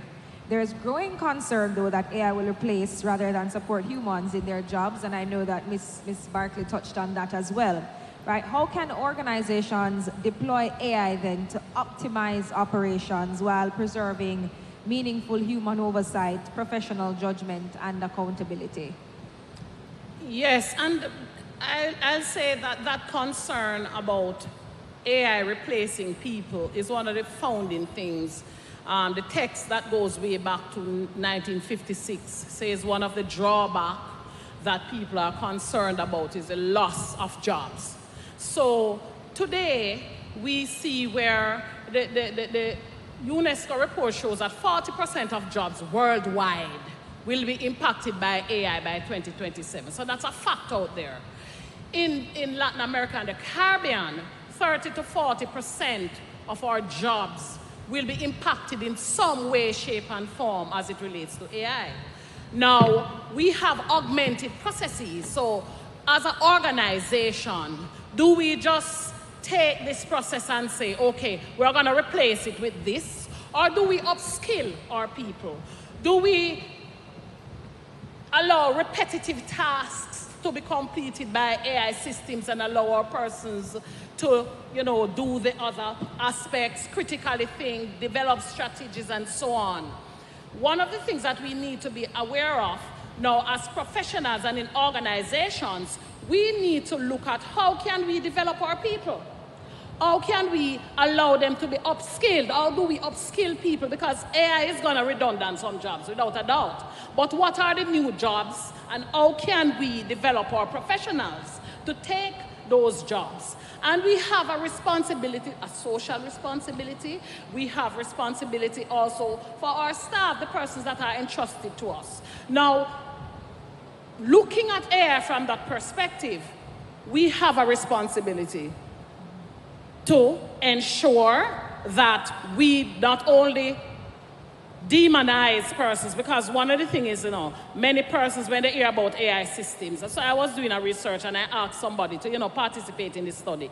And the person said to me, so you want me to participate in a study that you are going to build a system that's going to replace something that used to be done in 4 years? So we have to be intentional about how we implement these things, how we upskill our people, and we must be aware of what is happening, and we have a responsibility also for us to carry on. Because AI cannot critically think. AI can just do whatever we program it to do. Right. And therefore, it is limited in what it can do, and while we build agents that can learn and so on, it cannot bring to bear on our cognitive energies to develop anything. So innovation really comes from the human brain, and that is one thing that we need to ensure that we keep in mind as we look at how AI will impact jobs, how we can deal with it from a professional perspective, and what do we do, and is it ethical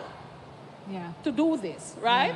Right, and I love that you mentioned, upskilling our people, because we mentioned it earlier, based on some of the new programs being offered by the University of Technology, Jamaica, with the short course program for data protection and privacy, also with the compliance short course program as well. And that will also provide opportunities for persons where we see these new emergence in terms of jobs that are just coming up now. Preparing people. Yes, preparing for people. The next generation, preparing people for the new job, the new skills that AI will result in. Yes, and I have a follow-up question though for Ms. Sims. AI tools are increasingly used to provide legal, medical, and other professional advice, often without appropriate safeguards. And I read an article recently where I think ChatGPT, they have banned the provision of some of this information as it relates to the advice, whether it be medical advice or legal advice. They're limiting it or trying to limit it. But what would you say are some of the ethical risks which arise in these contexts, particularly where personal data and sensitive decisions are involved? Yeah, it's a tricky question, because firstly, we do need to think about to what extent AI benefits us in supporting us with medical diagnosis, for example. As a lawyer, if I do not use AI, generative AI today, I am probably doing a disservice to my clients. Why? Because the use of generative AI allows me to do work much quicker than I would have done without it. And therefore, I can bill a more accurate fee that is related to today's environment. So rather than billing 10 hours, I can bill 1 hour, and I can actually focus on doing the much higher level work. However, there are ethical considerations, but there's some very basic considerations. There's considerations around confidentiality. There's considerations around algorithmic bias. To what extent is the system giving you outputs that even accurately reflect the truth? And sometimes I think we forget that these are merely systems that we have almost programmed, and they are, especially in terms of generative AI, they are looking at various databases and can return incorrect results. Garbage in, garbage out. They are not as clever as we think. So those are some of the risks. Also, we cannot automate accountability. Accountability is a critical principle in any AI governance framework.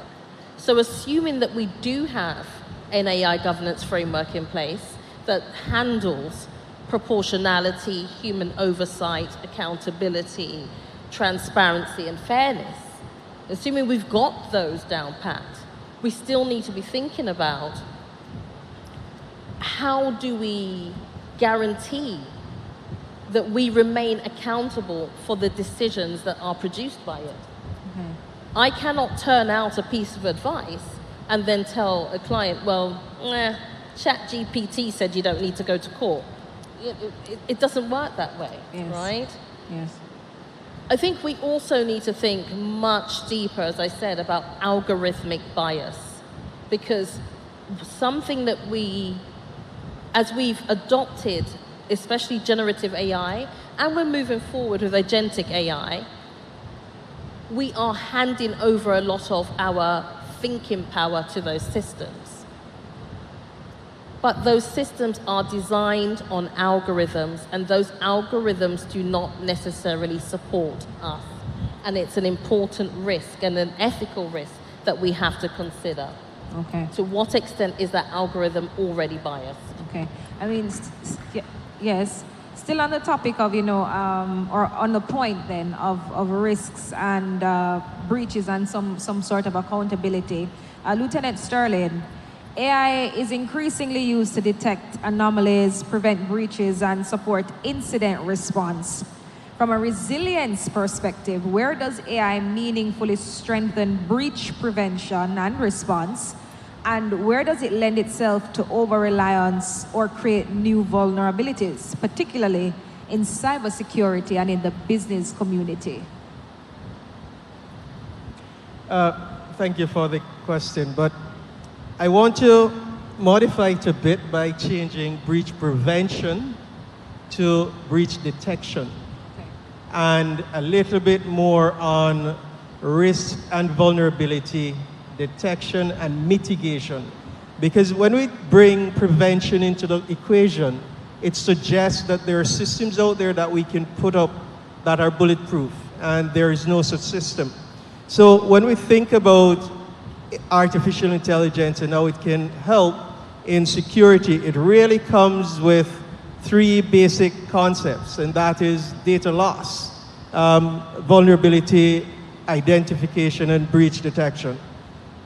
With respect to data loss, it allows you to virtually automate what you're looking for that should not leave your organization. And it allows for the human element in the equation to spend more time building robust systems rather than looking for these simple breaches. With respect to vulnerability, it helps to detect those vulnerabilities a lot quicker especially in an era when the adversary is using artificial intelligence to detect systems that are designed to detect it and to evade it. It is able to pivot a lot better in the environment than the human would. And so it helps in that type of almost agile detection of vulnerabilities and detection of breaches. Additionally, it can be programmed in such a way that responses to low-level, frequent anomalies in your network can be treated with the artificial intelligence agent or system that you have. And so that frees up the human being to deal with the reports that are generated, the trends that are identified, and how systems are put in place to ensure that the response is one that is commensurate. With respect to the breaches, a lot of us, especially who operate in security operations center environments, understand what alert fatigue is. And what artificial intelligence allows is for that mountain of data to be more efficiently and effectively assessed, and for responses to be better and more surgically applied to the breaches and or vulnerabilities detected. The over-reliance by human beings on it is where it works. And so we become complacent in terms of getting those reports, checking for the trends, developing the alerts and advisories and issuing them. And the additional point is that bosses now believe that because these things are now being detected by the XDR and the other AI agents in the system, the human element is no longer required. But context is also important, because what a simple system will detect in a modern or a more advanced economy, and 6 months will allow you reasonable time to treat with because it's low level, a small business in the Caribbean or here in Jamaica will go bankrupt in a day or two if that isn't treated with. The artificial intelligence agent will not be able to determine that context. And so that over-reliance on just effectiveness of identification and treating with the mundane and monotonous tasks must be matched with the human element to bring context and the sort of effect that a response would require. Okay. Thank you so much, Lieutenant Sterling. I actually want Dr. Maitland to chime in as well. I know that you mentioned building these robust systems and the information that you do put into it. Of course, the more you put in, sometimes is the more you get out in terms of, the detail and the explanation. But yes, we've said that these AI systems perform better with the more data that you provide it with, right? But a part of data protection requires data minimization as well. So how should businesses now who depend on AI use in their security systems and for purposes such as profiling, targeted advertising, and behavioral analytics on their social media platforms reconcile this tension? Dr. Maitland, yes.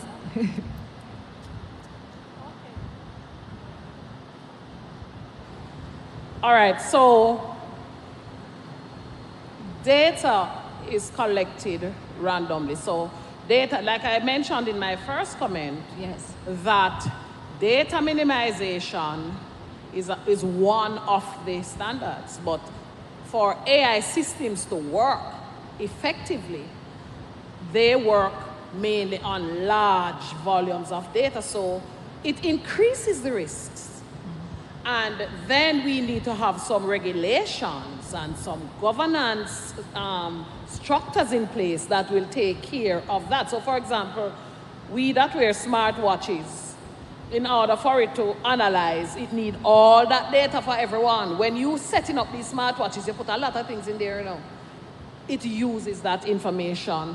But as one of the panelists spoke a while ago, it don't necessarily use all of it, but there are systems that require those things. So for example, the health sector.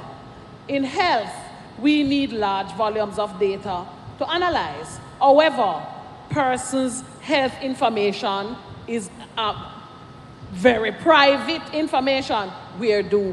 How do we draw the line? When you take videos of persons, so biometric information systems are used to capture people's information. Sometimes it can be used to recreate actual images of people. Now, how do we manage something like that?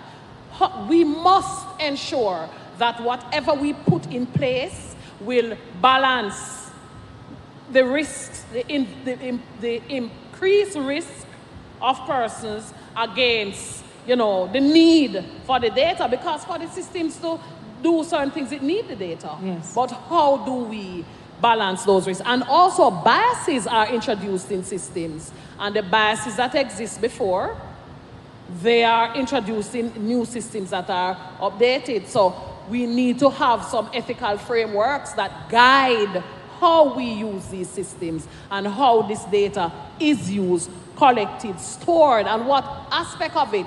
Do we eliminate certain aspect of private information, to do our analysis and so on? So how do we?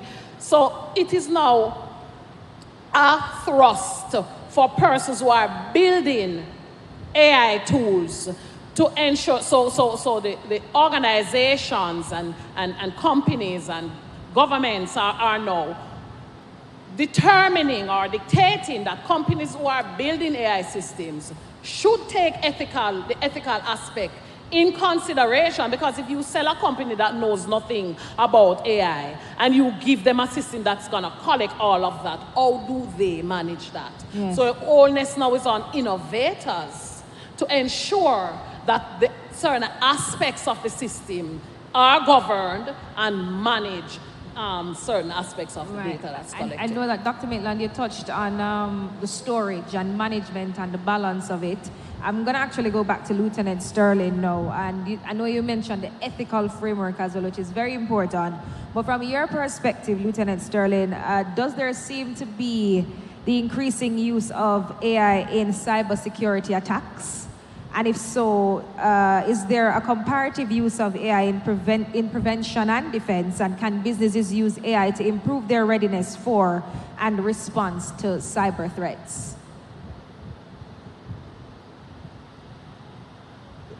I believe the best answer would be simply to say to you, talk to those persons in Jamaica whose bank accounts have been impacted and how realistic some of those social engineering attacks have been.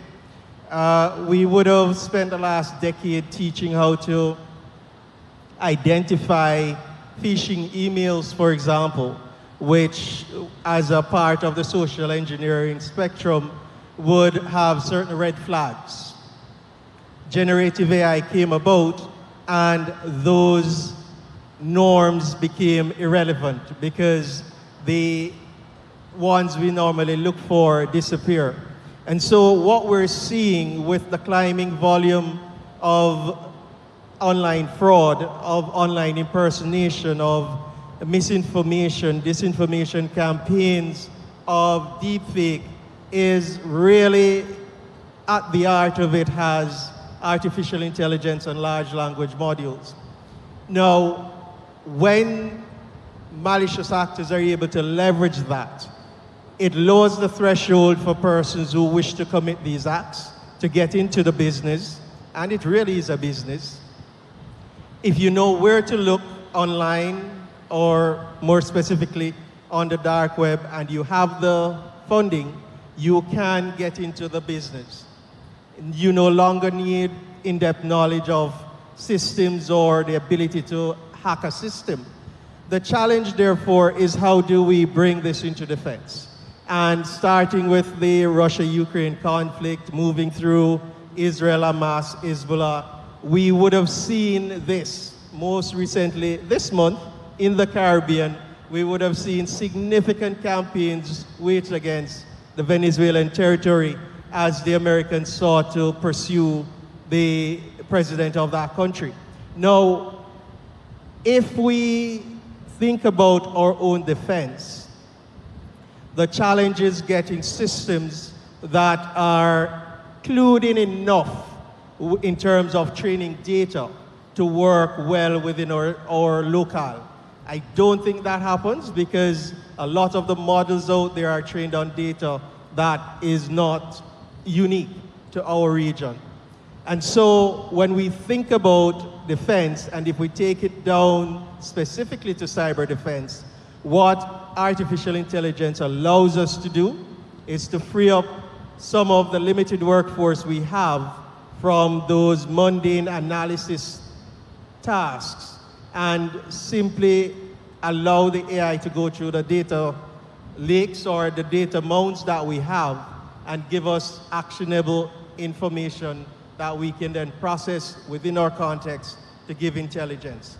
The challenge, therefore, is how do we take that at this level and get the person using a PCI DSS setup on the corner to appreciate the devices that they're using and how artificial intelligence can help. And not only help them, but also help them to protect the data they're collecting and sometimes storing within their systems. Okay. Thank you, Lieutenant Sterling. Now we're going to move to data protection compliance in practice. Mr. Siegel, what are some of the common misconceptions businesses have about AI tools? Where are they most likely to misstep when using AI for privacy compliance?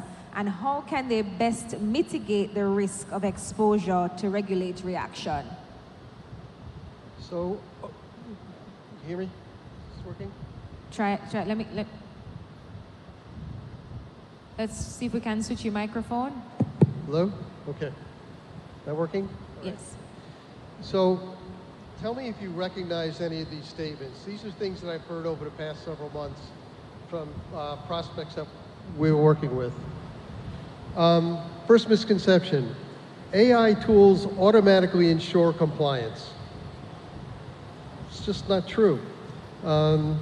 Because in reality, AI collects and learns from personal data without necessarily having consent, or there may be excessive data collection, and that in itself is going to violate the compliance that you're trying to achieve. A second is anonymization from AI vendors is foolproof. That's, again, just not true.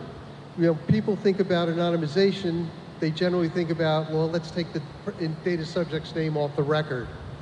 But there are lots of other ways to identify an individual. When we were talking about this over lunch, I'm working with an organ recovery organization that transports organs from someone who's deceased to a recipient who needs the organ. And while they don't have the person's name, they have the date the organ was recovered, when the person passed away, their gender, their zip code, and their age. I can identify 80% of people in the world just from that information. Another misconception is AI deployments is a technical decision, not a privacy decision. The fact of the matter is it's more of a data governance decision. What kind of data you're going to collect, how you're going to use it, how you're going to share it, and how long you retain the data for. My favorite, we know what data our AI tools use. The fact of the matter is most organizations don't know what data they use outside of AI systems. And when you turn on an AI system and it collects large amounts of data, they don't keep track of what's going on there as well. And another favorite, AI risks are theoretical and overblown. We've seen that the AI risks are there. They may be overblown right now because we don't have enough experience yet, but that doesn't mean we have to ignore the risks. We have to prepare for them. So what do we see organizations doing? They overcollect data because they perceive that AI performs better with the more data that they have. Well, that puts them out of compliance with with legal requirements and other data frameworks that require data minimization. Organizations fail to get meaningful user consent. They don't know what the AI is doing. They don't know what to put in the privacy notice to ask for consent or to get another legal basis. that there's a blind reliance on third-party AI vendors, that they know what they're doing, they know what they have to do to comply in your specific organization, in your specific industry. Not every vendor knows what you are doing. Are you doing cross-border transfers? What are your data retention policies? How are the vendors meeting that? There may be inadequate safeguards to prevent AI from data incidents. And finally, treating privacy as a checkbox, whether as opposed to a trust foundation. So to mitigate these, organizations have to establish AI-specific governance frameworks. They have to make sure that they're transparent with data subjects and they have a legal basis for processing at a minimum, and also strong, well-maintained data inventory systems so they know what data they're collecting and how it's being used. Okay, thank you, Mr. Siegel. Ms. Sims, do you think or should there be limits on AI decision-making without human review? And how should those limits be determined? So throughout this discussion, I think as we've been speaking about AI, we seem to have just talked about it as just this one thing, right? We need to contextualize it a little bit, understand that there are several different types of systems, that there is many different use cases, and we risk doing the subject a disservice if we don't approach it from that perspective. That being said, automated decision-making has already been a core feature of any data protection law for a very long time. We've seen it in pre-GDPR in the European Union laws, including the UK before Brexit. And we've continued to see it in GDPR, and we continue to see it today in the Jamaican Data Protection Act. So where automated decision-making can lead to legal or other significant harms, we need to think about how do we manage that. Right. And the way that we manage that is through risk assessments. We need privacy impact assessments. We need AI impact assessments. For example, my company, we do what we call a digital compliance assessment, which incorporates all of those to make sure we can understand the risks specific to the system and the use case. And after completing that, working out the risks, we can understand to what extent human oversight is required. Some systems require greater human oversight than others because their effects are far more harmful than others. Going back to what I said at the very beginning, not every AI system ingests personal data. In fact, the majority of what we see AI being used for has got nothing to do with personal data. It is probably using metadata or other associated data to make things operate quicker. Yes. So I know the conversation is privacy skewed, but what I do not want to happen is for people to leave here and go back to their boardrooms with an uncontextualized response and end up looking a little bit stupid, to be honest, in front of the board. You understand me? Yes. Right? As practitioners, we need to keep this grounded in practical realities so that our messages can be heard. And I think that's what's extremely important. So to answer the question, yes, there should always be some form of human oversight. I am not looking to live in a robots are taking over type of world, okay? But a human oversight cannot be at the same level for every single system. Yeah? I just wanted to explain, we've got like Melissa up here. It's beautiful to have this breeze, but I can not hear my fellow panelists. So if I've touched on something that they have addressed, I didn't hear them, I'm sorry. Okay, that's fine. All right, thank you so much, Ms. Sims. Mrs. Gibson-Henley, is consent still meaningful when AI systems continuously learn, adapt, and repurpose personal data?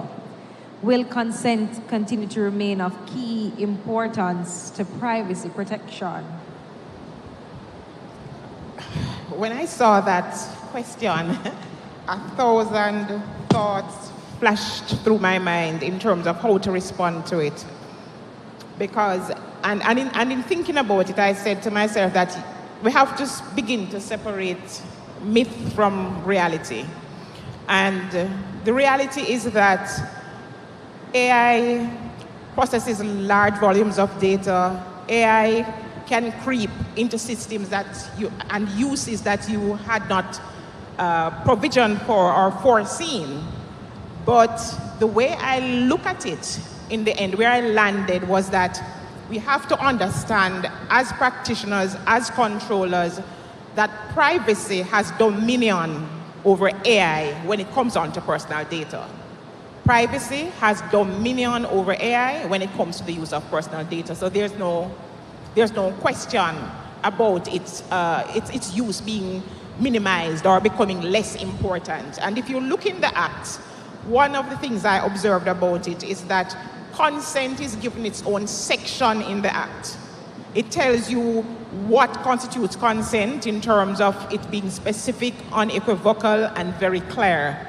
And apart from that, it is a standard of processing whereby if, for example, you don't get consent, then you would be in breach of the law. So the users of AI and controllers who are deploying AI in their systems need to understand then in that context that the law rules, and therefore in that context they would have to put, as we have all been saying, put the guardrails in place to safeguard the personal data, because the data subject will have a right of action against controllers who do not yield or understand that the law is dominant when it comes on to AI and requires governance. Yes, it does.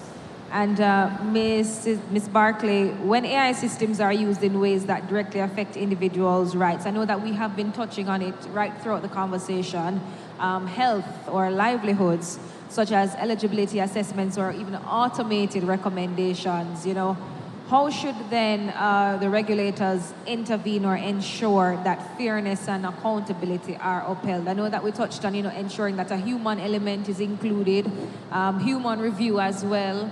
Of course, we do have the Data Protection Act. The law is there, but do you have any other recommendation?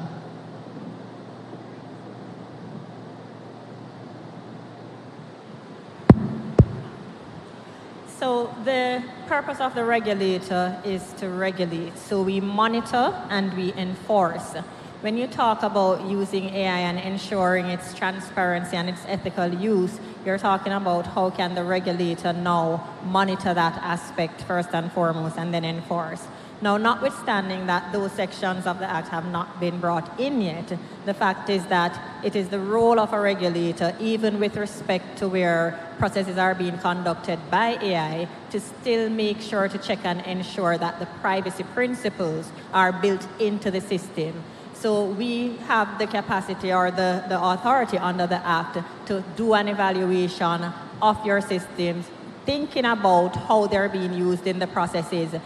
How have they been developed from the outset? Where has privacy been or not been introduced? To what extent, Samantha mentioned that there are varying levels of human intervention that might be required in a system. So it would be a part of our responsibility in doing that assessment to determine, is the amount of human involvement in the process adequate based on the risk to the individual? So these are parts of the roles of the regulator. Okay. All right, and my final question for all my panelists, if you could just give one piece of practical advice that we have not heard yet, or if it is that something that you want to reiterate, something that you want to, state once more before we close out, to organizations for using AI to manage privacy, enhance digital resilience, or optimize operational efficacy, what would it be? Ms. Barclay, you want to go first, and then we'll just come down the line? That works? All right. My one piece of advice to persons using AI is to remember what the A stands for. It is artificial intelligence. That's only one form of intelligence, and it does not negate the need for us to use all our other forms of intelligence. So, for example, AI can never replace emotional intelligence. And there are various processes for which we use AI that we need the human element, not just for oversight, but to actually insert things like empathy and compassion in our decision making. Yes. So let's remember the EI when we use our AI. Thank you. One final suggestion that I would make as it relates to AI is that Ms. Barclay just spoke about it. The system will give you what you program it to do, and therefore it is programmed. So we should always be aware that what we are getting from the system, and one of the challenges that we face is that sometimes we get wrong information from the system. So we should always also pay attention to what we get from artificially intelligent systems. Because it is not the where-it-all and end-it-all, as some people make it to be. It is artificial and it is limited in what you can get from it. And while generative AI has touched about 30 to 40% of all jobs in the Latin America and the Caribbean, we need to understand that it is artificially intelligent, and we as human beings, there needs to be human oversight. All right, thank you, Mr. Siegel. We're dealing with people. The data we're looking at is simply a representation of those people. And obviously, if you're talking about someone, they're taking it very personally. So it's important for us to certainly know what information we're collecting, how we're using it, how we're sharing it, and making sure that complies with the privacy notice, that you're setting people's expectations properly. Now, the fact of the matter is, technology is going to change over time, and it's changing more and more rapidly. AI is changing rapidly. People's expectations of privacy are changing concurrently with that, and the laws are changing to address those people's expectations. It's important not only to establish a baseline of what data you're collecting, but also to make sure your privacy program continues to evolve to address changes in technology, changes in use of data, and changes in expectations from your data subjects. Thank you. Mrs. Governance, accountability, and human oversight. All right. Lieutenant Sterling. So it doesn't matter how advanced the system that you're implementing is, it should not be a fire and forget. And commensurate levels of human oversight and interaction should be incorporated in any AI-enabled cybersecurity defense or management systems that are implemented. Thank you so much, Lieutenant Sterling. And finally, Ms. Sibbs. Many members of the audience will become AI practitioners, not by design, but by default, because you're already responsible for data protection. My tip is to remember that the conversation around this revolutionary mode of technology is evolving and ever-changing. There are tensions across the globe around AI regulation. AI regulation is one of the reasons why the EU and the US are currently experiencing, let's just call it political tension. So just remember that when you take these messages back to your colleagues and those running your organizations, they are hearing the different or various conversations that are occurring around AI. And you want to be able to understand what those conversations are so that you can contextualize your advice. Approach this not as this is what you should do, but until we have AI regulation in Jamaica, we are borrowing principles from elsewhere or relying on the Data Protection Act and product liability and other pieces of law. So I want people to take that into consideration and remember that the conversation's a lot bigger than how you may see it today, and keep abreast of it. Okay, thank you, Ms. Sims. A round of applause for our panelists, ladies and gentlemen, Ms. Celia Barkley, Dr. Nadine Maitland, Mr. Bob Siegel, Mrs. Georgia Gibson-Henlin, Lieutenant Colonel Godfrey Sterling, and Ms. Samantha Sims. Thank you so much for sharing your insight and your knowledge on the topic where we explore the use of AI to manage privacy, enhance digital resilience, and optimize operational efficacy. One more time for our panelists, ladies and gentlemen. And at this time, we do have a special presentation, a token of our appreciation for your time, and of course, your insight this afternoon. So first up, I'd like to say thank you so much to, of course, Ms. Barkley. Oh, Ms. Barkley, you're going to do the presentation. You're not collecting anything? Okay, all right. You can head right here for me. Okay, first up then, Dr. Nadine Maitland.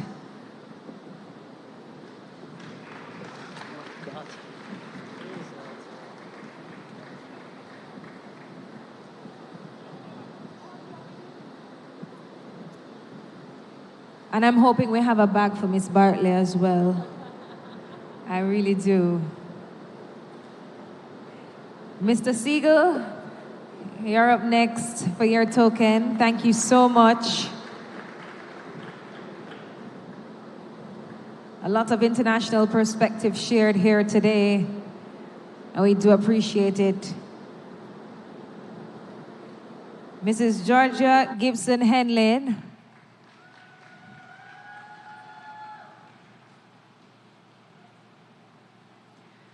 A lot of national development taking place with our acts. Thank you so much. Next up, Lieutenant Colonel Godfrey Sterling. Thank you, sir, for your time.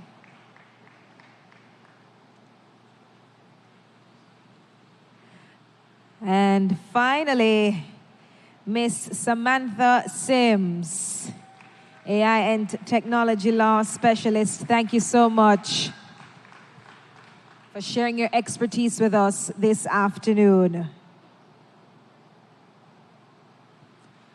Thank you so much, Ms. Barkley. And I want to, yes, my panelists, thank you so much. We're going to do our vote of thanks. I don't want to keep you all afternoon.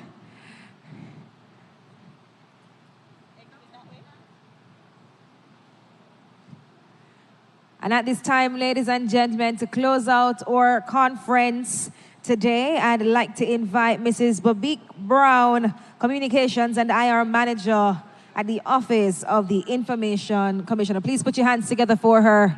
You heard from her a little earlier. And Mr. Andre Lawrence. Mr. Lawrence, I glimpsed you. Oh, he's coming? All right. To do the vote of thanks.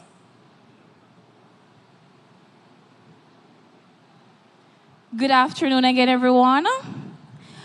As we know, this is a collaboration, and I'll be speaking from, can use mine.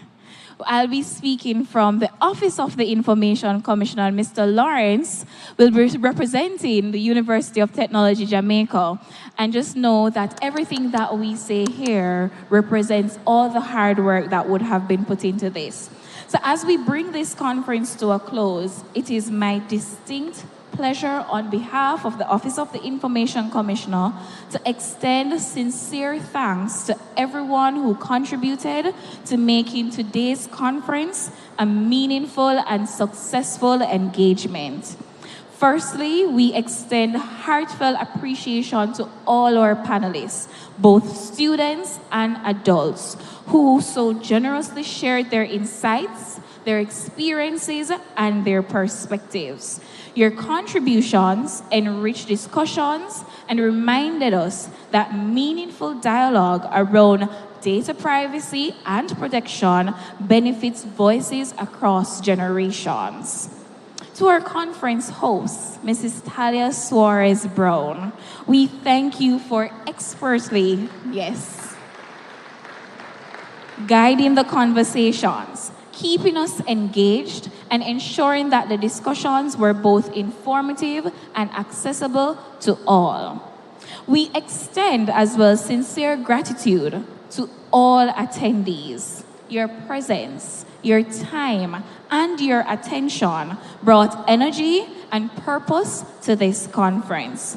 These conversations matter simply because of audiences like you. And to the dedicated staff at the Office of the Information Commissioner, it was days, months, hours of work that went not just into this conference, but our month of activities. We're a very small team, but we're highly effective. And I must say thank you. I'm going to name us because I said we're small.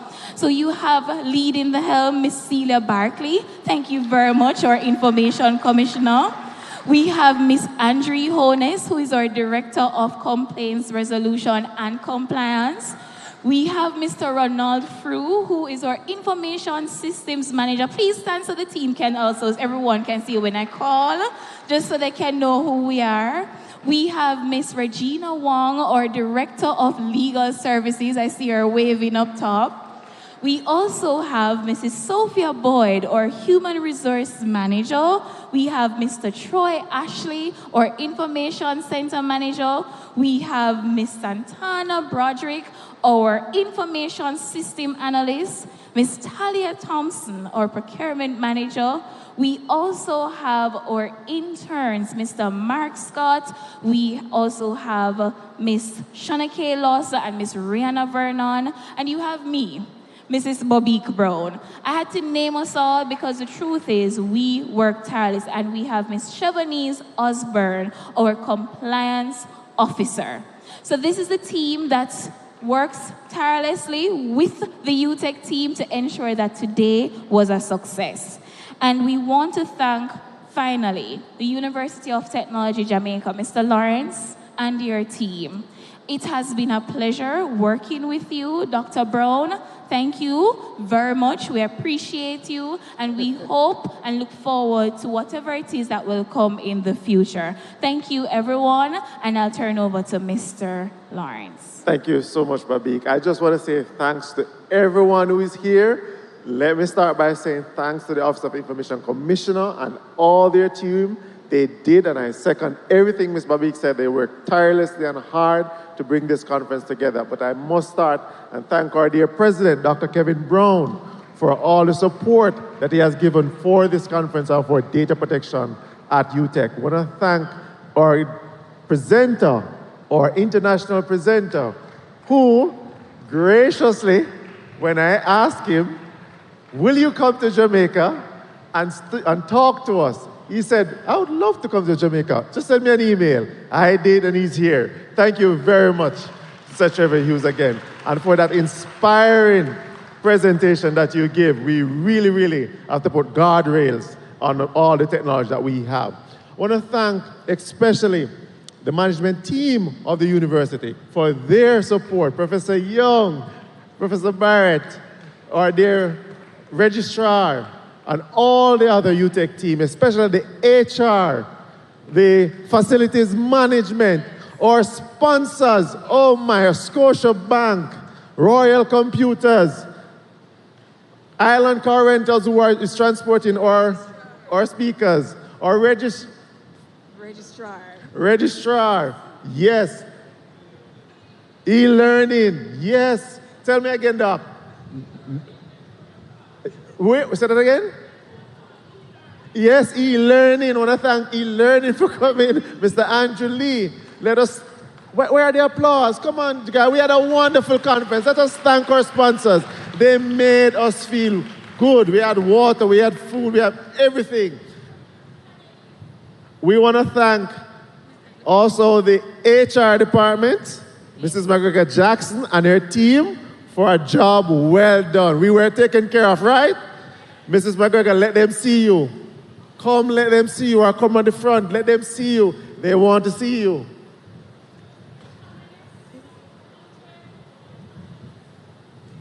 Give her a round of applause. This lady works very hard to make this a success. Okay? So give her a very good round of applause. Dr. Maitland, our panelists, what an expert panelist we had, right? I want to also thank, did I say facilities management? Yes, you did. They made the place clean, right? The main event, this was a main event. Thank you, main event, for your support and for your assistance. Thanks to everybody. Am I letting out everybody? We're forgetting somebody very important because we mentioned accessibility. Remember, not everyone is here. There are a lot of persons online, who allowed online to happen. Yes. JIS, we want to say thank you Our JIS so very team at the much, back. JIS. Yes. Thank you so much. Clear crystal viewing. The food. Yes. Thanks to Lillian's. Lillian's prepared a sumptuous meal, and they were also The vendors who provided as well for our attendees, we just want to say thank you. very good. We will also have a raffle. So those who are walking out, Island Car Rentals have a surprise. They have a raffle. So if you want to stay for that raffle, they'll come in right after that. So I want to thank Dr. Maitland. I want to thank the MC, Dorset.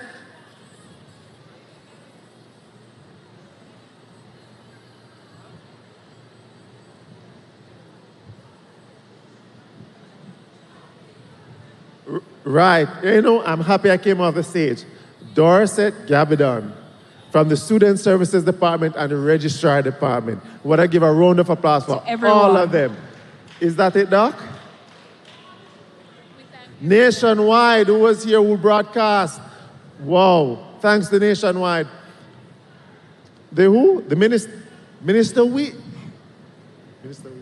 Thank you. Minister Wheatley and Ambassador Dr. Rocky Mead, who was also here from the Office of the Prime Minister. We just want to thank everyone because the truth is,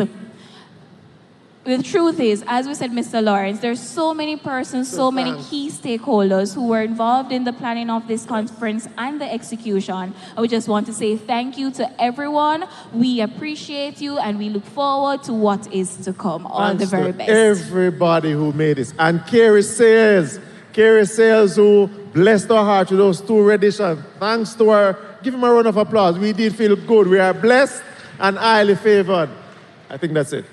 That's it. Thank you, everybody. And see you again next year, God's willing, same time.